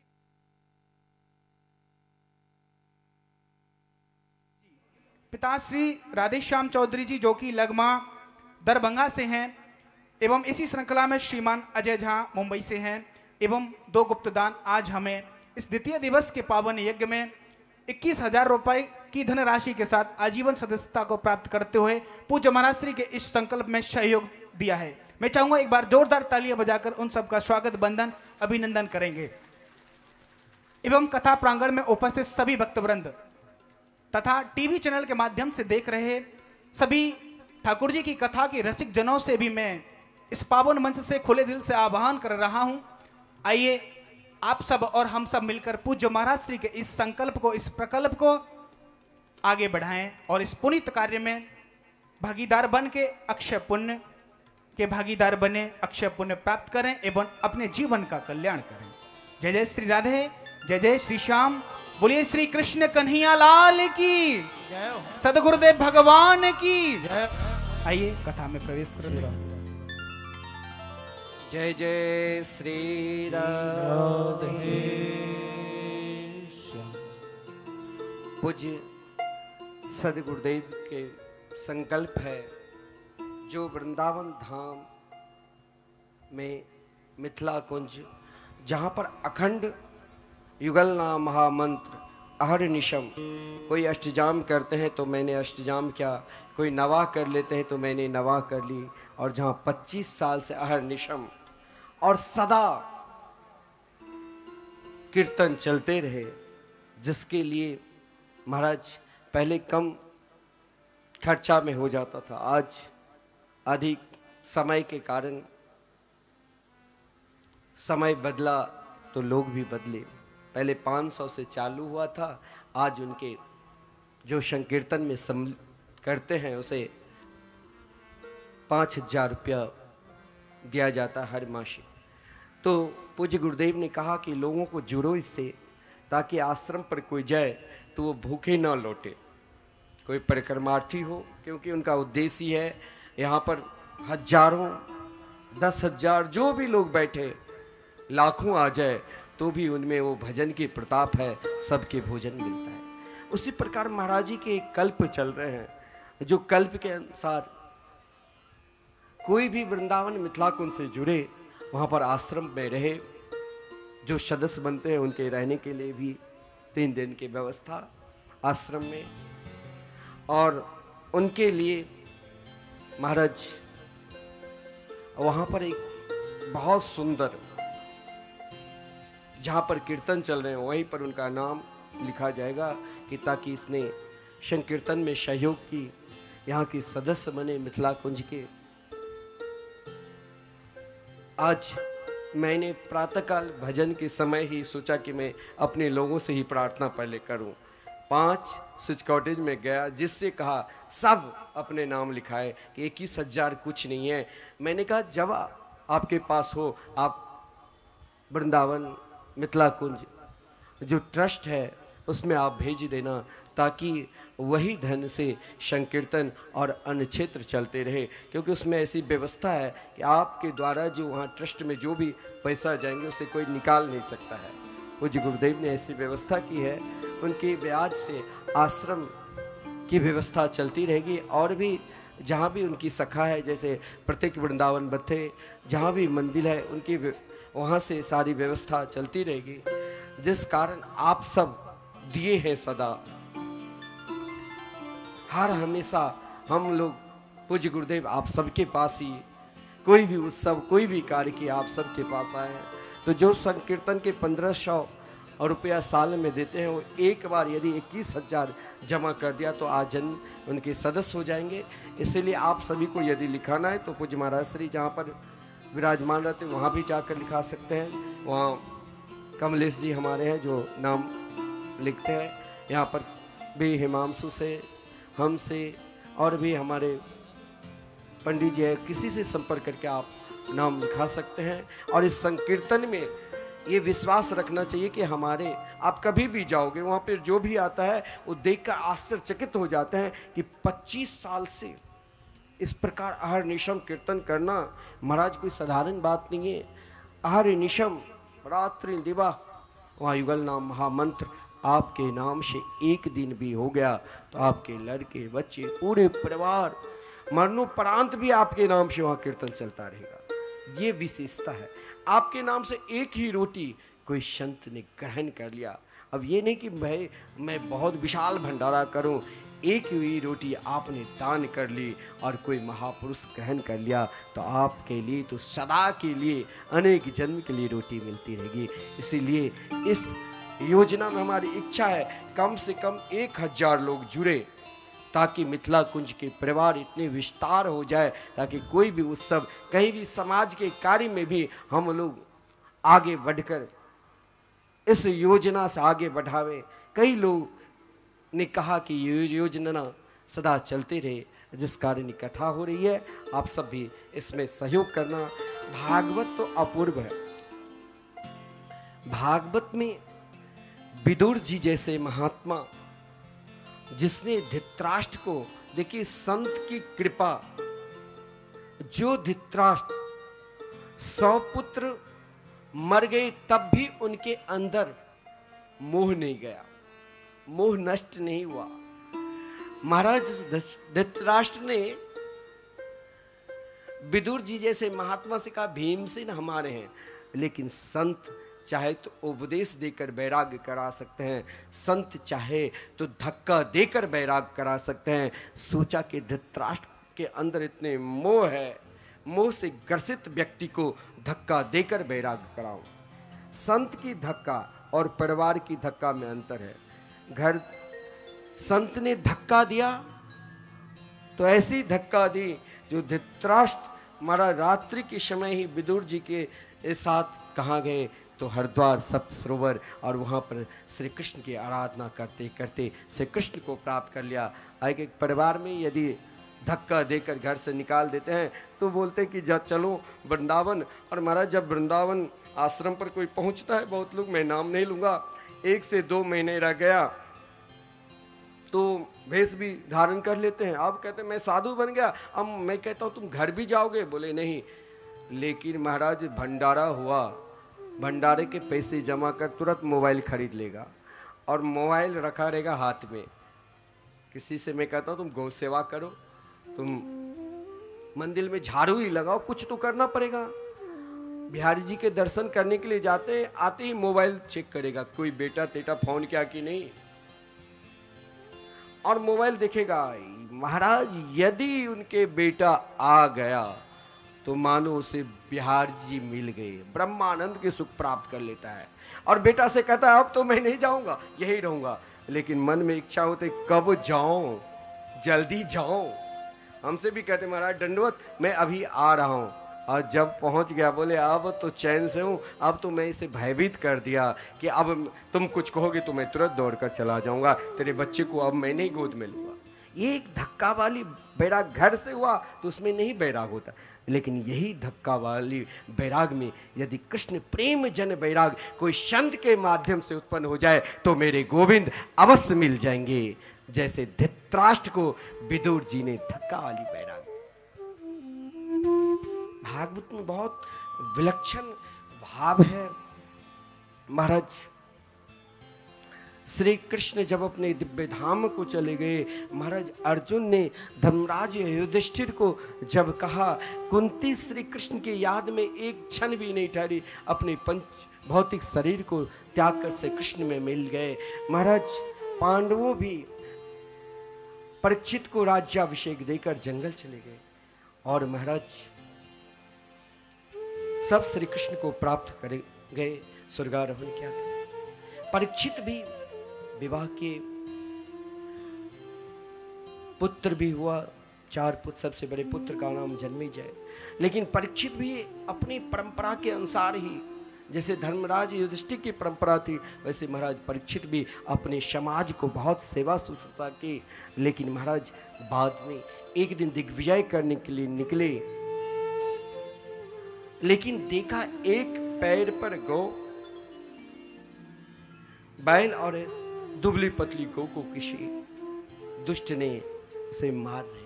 धर्मराज युधिष्ठिर के समान महाराज परीक्षित को ठीक नहीं लगा। महाराज पूछा, वो साक्षात धर्म और पृथ्वी के संवाद बहुत विलक्षण है। रोना किसके लिए चाहिए? वो धर्म संयुक्ति प्रश्न पृथ्वी जो गौरव धारण की थी वो धर्म पूछते थे, क्यों माता रो रही हो? क्या श्री कृष्ण अब इस धरातल पर लीला करके अपने धाम चलेंगे उसके लिए, या कलयुग हम लोगों को सता रहे हैं इसके लिए? बहुत विलक्षण संवाद है। महाराज परीक्षित ने धर्म से जब पूछा कि कौन व्यक्ति आपको दंड दे रहे हैं, बोले किससे कहो? वेदांती कहते हैं कष्ट के कारण अविद्या, भक्त कहते हैं कष्ट के कारण भगवान की इच्छा, मीमांसक कहते हैं कष्ट के कारण अपना कर्म, व्यवहार में लोग कहते हैं कष्ट के कारण अपना स्वभाव। ये एक धर्म संयुक्ति प्रश्न है। परीक्षित जान गए। महाराज वही परीक्षित जब कलयुग का दमन करने लग गया तो कलयुग ने कहा, महाराज मुझे मत मारो। मुझ में लाखों अवगुण के बाद महाराज मेरे अंदर गुण भी है। इस कलयुग में गुण यही है जो यदि हम मानसिक पाप करते तो नहीं लगता है, लेकिन मानसिक पुण्य करते हैं तो उसका फल जल्दी मिलता है। इस कलयुग में एकमात्र सर्वश्रेष्ठ जो अमृत है, जो हर स्थिति में हर परिस्थिति में हमें मिल जाएगा। और उसे जिसने पान कर लिया वो भगवान के मंगलमय नाम है। उस नाम को जिसने पान कर लिया महाराज उसे कन्हैया मिलेंगे। परीक्षित महाराज ठीक है रथ पर बैठकर शिकार खेलने के लिए गए, लेकिन महाराज एक राजा, धर्मात्मा राजा शिकार खेलने क्यों जाए? तो ये सब के सब भागवत में जहाँ जहाँ एकदा शब्द का प्रयोग है वहाँ कोई विशिष्ट लीला के वर्णन होता है। एकदा धनु रुदम्य विचिरन मृग्याम बने। महाराज जो प्रातःकाल मानसिक सेवा करने वाले, जो प्रातःकाल साधु संतों के पास जाकर सत्संग करने वाले, वो राजा क्या शिकार खेलने के लिए जा सकते हैं?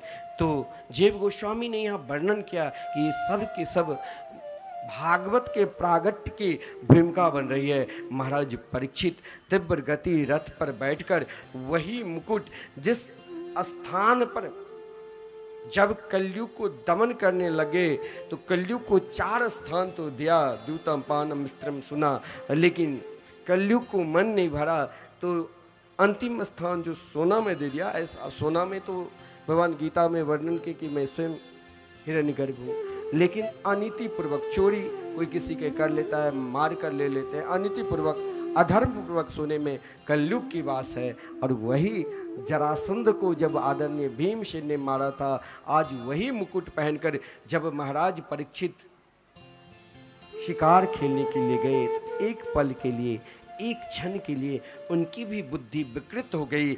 जो एक भजनानंदी संत के गले में मरा हुआ सर्प डाल दिया। अपराध ये कभी नहीं सोचना चाहिए कि हम बहुत बड़े भजनानंदी हो गए, हम बहुत बड़े साधक हो गए, हमसे गलती नहीं होगी। गलती होगी, ये कभी नहीं सोचना चाहिए हम बहुत बड़े सिद्ध कोटि पहुंच गए। महाराज परीक्षित जैसे महात्मा से, श्रेष्ठ धर्मात्मा राजा से गलती हो सकती है तो हम और आप किस खेत की? लेकिन गलती बार बार अपराध करोगे तो दंड मिलेगा ही। परंतु महाराज परीक्षित ने एक बार अपराध किया, समीक ऋषि के गले में मरा हुआ सर्प डाल दिया, जिस कारण उनके पुत्र ने कौशिकी नदी से जल लिया। और जब सुना उनके पिता के गले में मरा हुआ सर्प डाल दिया तो वही कौशिकी नदी में जहाँ पर संध्या वंदन कर रहे थे उठाए, जल लिया हाथ में और कहा कि अभी भी ये कभी मत सोचना कि इस राष्ट्र में साधु संतों की तेज नहीं है। सदा थे, सदा है और सदा संत ही रहेंगे। आज भी ये राष्ट्र भजनानंदी संत पर ठहरा हुआ है। बोले अभी भी तेज है, मैं दिखाता हूं। उठाया कौशिक क्याप्य उपस्पृश्य वाघ वज्रम भी ससर्ज, अभी तेज है। और महाराज का यही मरा हुआ सर्प तुम्हें आज के 7वें दिन तक्षक बनकर काट खाएगा। महाराज परीक्षित ने एक बार अपराध की और उस अपराध हो जाए तो पश्चाताप करना चाहिए। अपनी राजधानी में आकर उतारा मुकुट, अन्न जल छोड़ दिए। सोचा शरीर के दंड दूं तो शरीर पर मेरा अधिकार है, हाथ के दंड दूं तो प्रजा के लिए सब कुछ छोड़ दिया। और जब उनके पुत्र ऋषि पुत्र अपने पिता के पास गए, पिता के को देखकर पिता कुछ उस समय तुर्यावस्थापन होकर उतर रहे थे। कभी कभी प्रातः काल संत मानसिक सेवा करे, कोई भजन करे तो वहां नहीं जाना चाहिए। भजन में किसी को विघ्न नहीं डालना चाहिए, वहां प्रणाम करके लौट जाना चाहिए। हो सकता है वो इस समय किस अवस्था में हो, उसे बोलना नहीं चाहिए। वो किस अवस्था में अपने आराध्य को उपासना करते होंगे, वहां तक मुझे और आपके पहुंच नहीं हो सकता है। यदि कोई भजन करे तो उस समय आप विघ्न नहीं डाल दो, उसे उठाओ नहीं, उसे करने दो। महाराज परीक्षित वहां पर विघ्न डाले, जिस कारण उनके पुत्र ने उन्हें श्राप दिया। तब तक भजन हो गया था तो पुत्र जो ही आया तो अपने गले में मरे हुए सर्प को देकर नीचे रख दिया, पुत्र को गोद में बिठाया। लेकिन जो ही पुत्र ने कहा आज मैंने बस राजा को दंड दे दिया, तो देखिए जिसके लिए, क्या परीक्षित साधारण राजा थे? राजर्षि सत्तमा स्वयं भगवान सुखदेव जी ने कहा था, जिसके लिए एक संत रोए। कोई व्यक्ति ऐसे हैं जो मर जाते हैं तो कहते हैं ठीक हुआ, बहुत पापी दुराचारी थे। कोई ऐसे हैं का आहा कैसे क्यों मर गए, बहुत बड़े समाज सेवी थे। महाराज मेरी आयु लेकर वो रहते। यही बात समीक ऋषि ने कही कि मैंने अपने जीवन में जो भजन पूजन किया, इन भजन पूजन का फल महाराज परीक्षित को हो जाए। ऐसे राजा अब होने वाला नहीं। संत की वाणी तो सत्य होगा ही, और मरना हम सभी को पड़ेगा। देखिए ये भागवत समाधि भाषा है। तक्षक हम सबको काट खाएगा। तक्षक यानी काल। हमें मरना वही सप्ताह के 7 दिन में, कभी सोमवार, मंगलवार, बुध, बृहस्पति, शुक्र, शनि, रविवार, कभी न कभी हम मरेंगे। इससे पहले ही मरण को सुधारो, और मरण को सुधारना भागवत ही सिखाते हैं। महाराज परीक्षित अपने मरण को सुधारने के लिए अपने राजपाट को एक क्षण में, एक पल में सब कुछ प्रत्याग कर, देखिए महाराज छोड़ना भी कोई साधारण बात नहीं।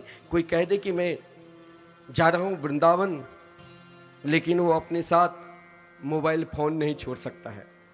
देखिए भगवान से भी अधिक आजकल लोग सबसे अधिक प्रेम किससे करते हैं? मोबाइल से। सोते हैं तो मोबाइल पास में, जगते हैं तो सर्वप्रथम मोबाइल को देखते हैं, हर पल मोबाइल को पास में रखता है। ठीक है भाई, कभी कभी रख लो, अब हर हमेशा पास में। एक क्षण के लिए मोबाइल नहीं मिले तो ढूंढने लग जाते हैं, मिस कॉल करने लग जाते हैं, और कहते हैं हमने सब कुछ छोड़ दिया। झूठ बोल रहे हो आप। महाराज परीक्षित ने अपने जीवन में सब कुछ छोड़ दिया था। अपने पुत्र को राज्याभिषेक देकर एक पल भी वहां नहीं रहा। कहां? तो शुक्तेक सुक्ताल चले गए, जहां गंगा की सुंदर धारा, वहां एक सुंदर बट वृक्ष। और देखिए लिखा है भागवत में, जहां पर परीक्षित गए वहां पर समस्त देवर्षि, ब्रह्मर्षि, राजर्षि, व्यास, पतंजलि, गौतम, कपिल, कनाद इत्यादि बड़े बड़े ऋषि मुनि सबके सब वहां पर उपस्थित हो गए। अरे जब तक उनके पास धन था, भारत के सम्राट थे, तो कोई संत वहां पर नहीं आए, और आज त्रिकाल संत उनके पास। तो कारण क्या है? क्योंकि उनकी मति, हमारी मति जो है, हमारी बुद्धि है, वो भटकती रहती है। लेकिन महाराज परीक्षित के मति श्री कृष्ण ने अपनी मति को श्री कृष्ण में लगा दिया। कभी कभी क्या होता है, भगवान में तो बुद्धि लग जाती है, लेकिन हमारी जो ममता है, मेरी बेटी है, मेरे पुत्र है, मेरे सगे संबंधी, ये इसे मैं नहीं छोड़ पाता हूँ, इसे छोड़ो। महाराज परीक्षित ने सब कुछ छोड़ कर गए थे। ममता जो हो, आसक्ति को छोड़ना, ये भी महाराज विलक्षण भाव है। और कभी कभी ममता को भी छोड़ दो, लेकिन उसके प्रति श्रद्धा बनी रहेगी। महाराज ये हमारे ही सगे संबंधी है, लेकिन श्रद्धानो महामना। महाराज परीक्षित ऐसी श्रद्धा उन महापुरुषों के सानिध्य में कर लिया, और उन महापुरुषों से यही प्रश्न के, जिससे ये मालूम पड़ जाए कि मेरी मौत 7वें दिन होगी, उसे किस देवता को ध्यान करना चाहिए, किस देवता की पूजन करना चाहिए, किस देवता के नाम जाप करना चाहिए। क्योंकि महाराज परीक्षित की बुद्धि मति एकमात्र श्री कृष्ण के चरणार बिंद में लगे हुए थे। ऐसे महापुरुष थे महाराज। उन संतों ने अपने अपने मति के अनुसार महाराज परीक्षित को कहा, सुनाया। कोई का जग करो, कोई का उपासना करो, कोई का ध्यान करो, कोई का योग करो। लेकिन आज स्वयं जब हम ममता, आसक्ति, श्रद्धा, सब कुछ संसार के बंधन छोड़कर एकमात्र मति कृष्ण ने अपनी बुद्धि को श्री कृष्ण के चरणार बिंद में लगा देंगे, तो श्री कृष्ण को स्वयं आना ही पड़ेगा। वही साक्षात श्री कृष्ण स्वयं भगवान सुखदेव जी के रूप में वहां पर प्रकट हुए। और स्वयं यहाँ पर तो लिखा हुआ है, रास रासेश्वरी राधा रानी जो कृपा की लीला सुकोयम वृषभान जाया पवित्र चंचु प्रिय चुंबनेना एकांतिको नन्य रहस पाठी गोलोक प्रसादा सदा निवासी। स्वयं लीला सुख ही श्री मान सुखदेव जी के रूप में आए। भगवान शिवदेव जी के प्रागट हुए। सब बड़े आनंद के साथ उनके स्वागत की, आराधना की, स्वयं महाराज परीक्षित उनके पूजन की। बहुत विलक्षण भाव है। समय हो चुके हैं क्योंकि फिर हम लोग रास लीला के भी दर्शन करेंगे। आइए हम सब मिलकर जो जैसे महाराज परीक्षित के आज बिगड़ी को बना देने वाले वो जो प्रभु है, जो उनके चरणारविंद है, जो उनके रज है, वो चरणारविंद मिल गए। महाराज तत्रा भगवत भगवान व्यास पुत्रो, भगवान व्यास पुत्र को देखकर सबके सब स्वागत किए। आइए हम लोग भी भगवान सुखदेव जी के चरणों में प्रार्थना करें और फिर हम कल आगे की प्रसंग आप सभी को श्रवण कराऊंगा। आइए एक भजन का आनंद लेते हुए आरती के दर्शन करेंगे। बोले सुखदेव भगवान की जय। श्री राधा राधा जो रटे तो भव बाधा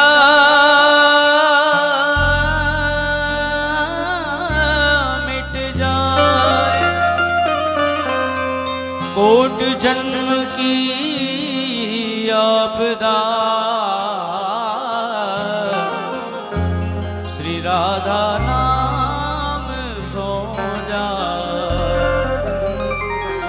सब ताली सेवा करते हुए आनंद लीजिए भजन के और सब झूमिए नाचिए और फिर आरती के दर्शन करें। तेरी बिगड़ी बना देगी कि तेरी बिगड़ी बना देगी चरण रज राधा प्यारी।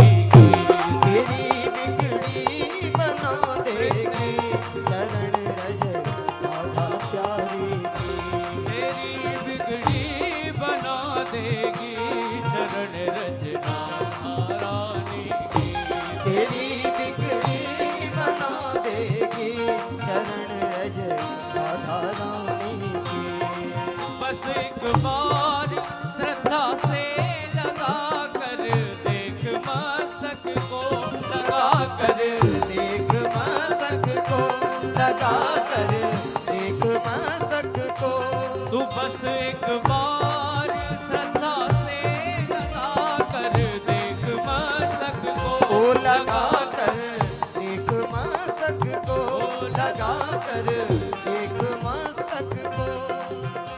तेरी तेरी तेरी किस्मत जगा देगी, तेरी किस्मत जगा देगी, तेरी किस्मत जगा देगी चरण रज राधा प्यारी। तेरी किस्मत जगा देगी चरण रज राधा प्यारी।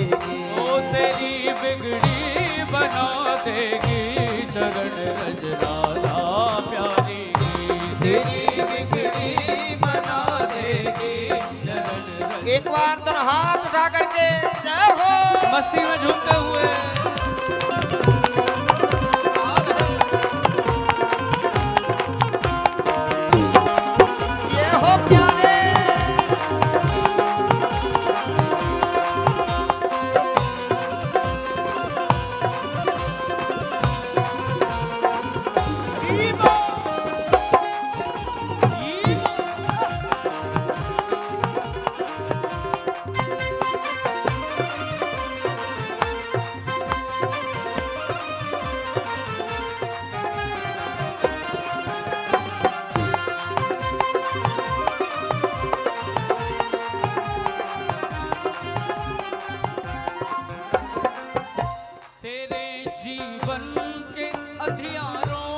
बन कर रोशनी तुझको, बन कर रोशनी तुझको। तेरे जीवन के अंधियारों में बन कर रोशनी तुझको, बन कर रोशनी तुझको, बन कर रोशनी तुझको। और तुझे तुझे ओ तुझे सबसे बचा लेगी, तुझे सबसे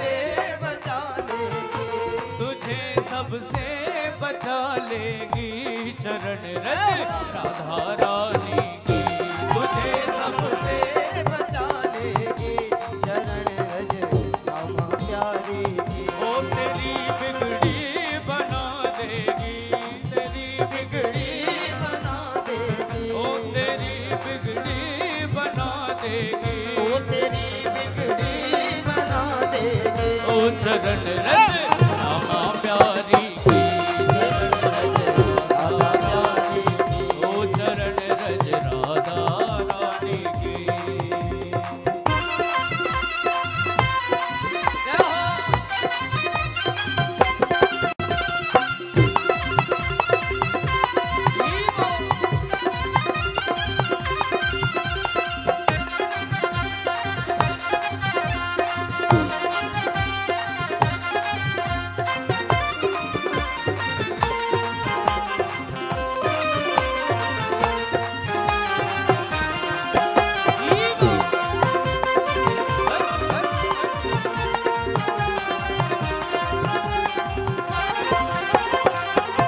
दुखों के घोर बादल हो या लाखों आंधियां हो या लाखों आंधियां आए, या लाखों आंधियां आए। दुखों के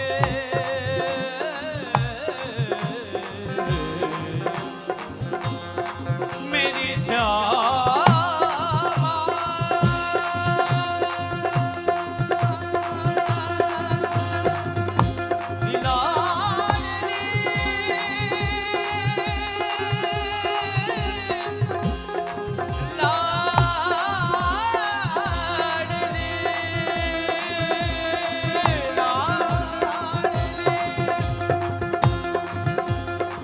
काहू के बल भजन है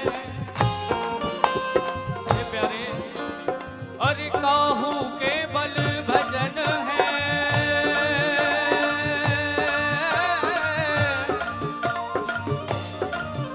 और काहू के आचार व्यास भरोसे कुंवर के मैं सोबत पाए पसार राधे, सोबत पाए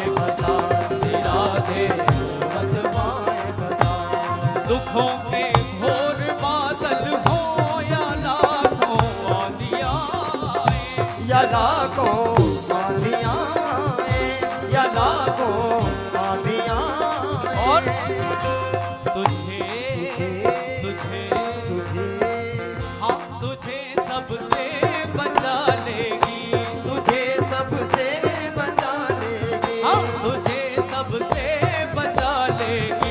चरण रज राधा रानी की। तुझे सबसे बचा लेगी चरण रज राधा रानी की। तेरी बिगड़ी बना देगी चरण रज राधा रानी की। वो तेरी बिगड़ी बना देगी चरण रज राधा रानी की।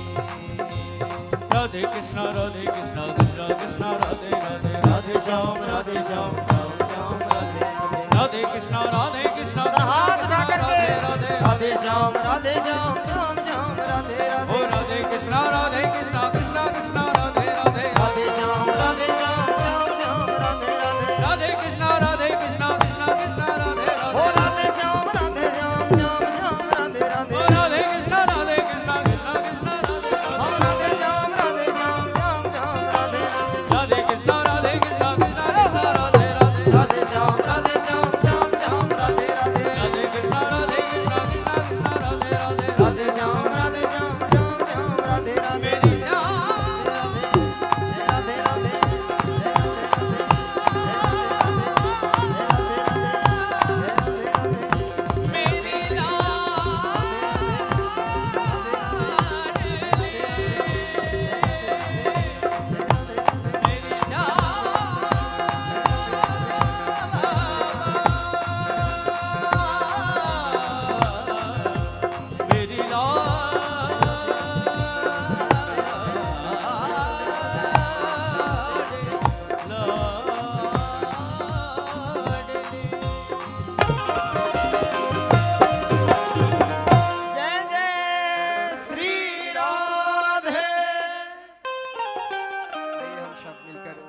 आरती के दर्शन करें। सभी लोग अपने स्थान पर खड़े हो जाएंगे और मन मंदिर में सुंदर सी एक आरती की थाल सजाते हुए हम सब लोग यहाँ हरि आरती ओम करेंगे। चंद्रमा मनुष्यात चक्षुः सूर्यो जायत श्रुता द्वाश्च प्राणस्य मुखात् अग्निरजायत। बांके बिहारी तेरी आरती गाऊं, बांके बिहारी तेरी आरती गाऊं, तेरे कुंज बिहारी तेरी आरती गाऊं, कुंज बिहारी तेरी आरती गाऊं। ये आरती गाऊं प्यारे तुमको रिझाऊं, आरती गाऊं प्यारे तुमको रिझाऊं। आरती गाऊं तेरा गुण गाऊं, आरती गाऊं तेरा गुण गाऊं। मेरे युगल बिहारी तेरी आरती गाऊं, युगल बिहारी तेरी आरती गाऊं। और मुकुट तेरे शीश पे सोहे, और मुकुट तेरे शीश पे सोहे। प्यारी बंसी मेरो मन मोहे, प्यारी बंसी मेरो मन मोहे। प्यारी बंसी मेरो मन मोहे, प्यारी बंसी मेरो मन मोहे।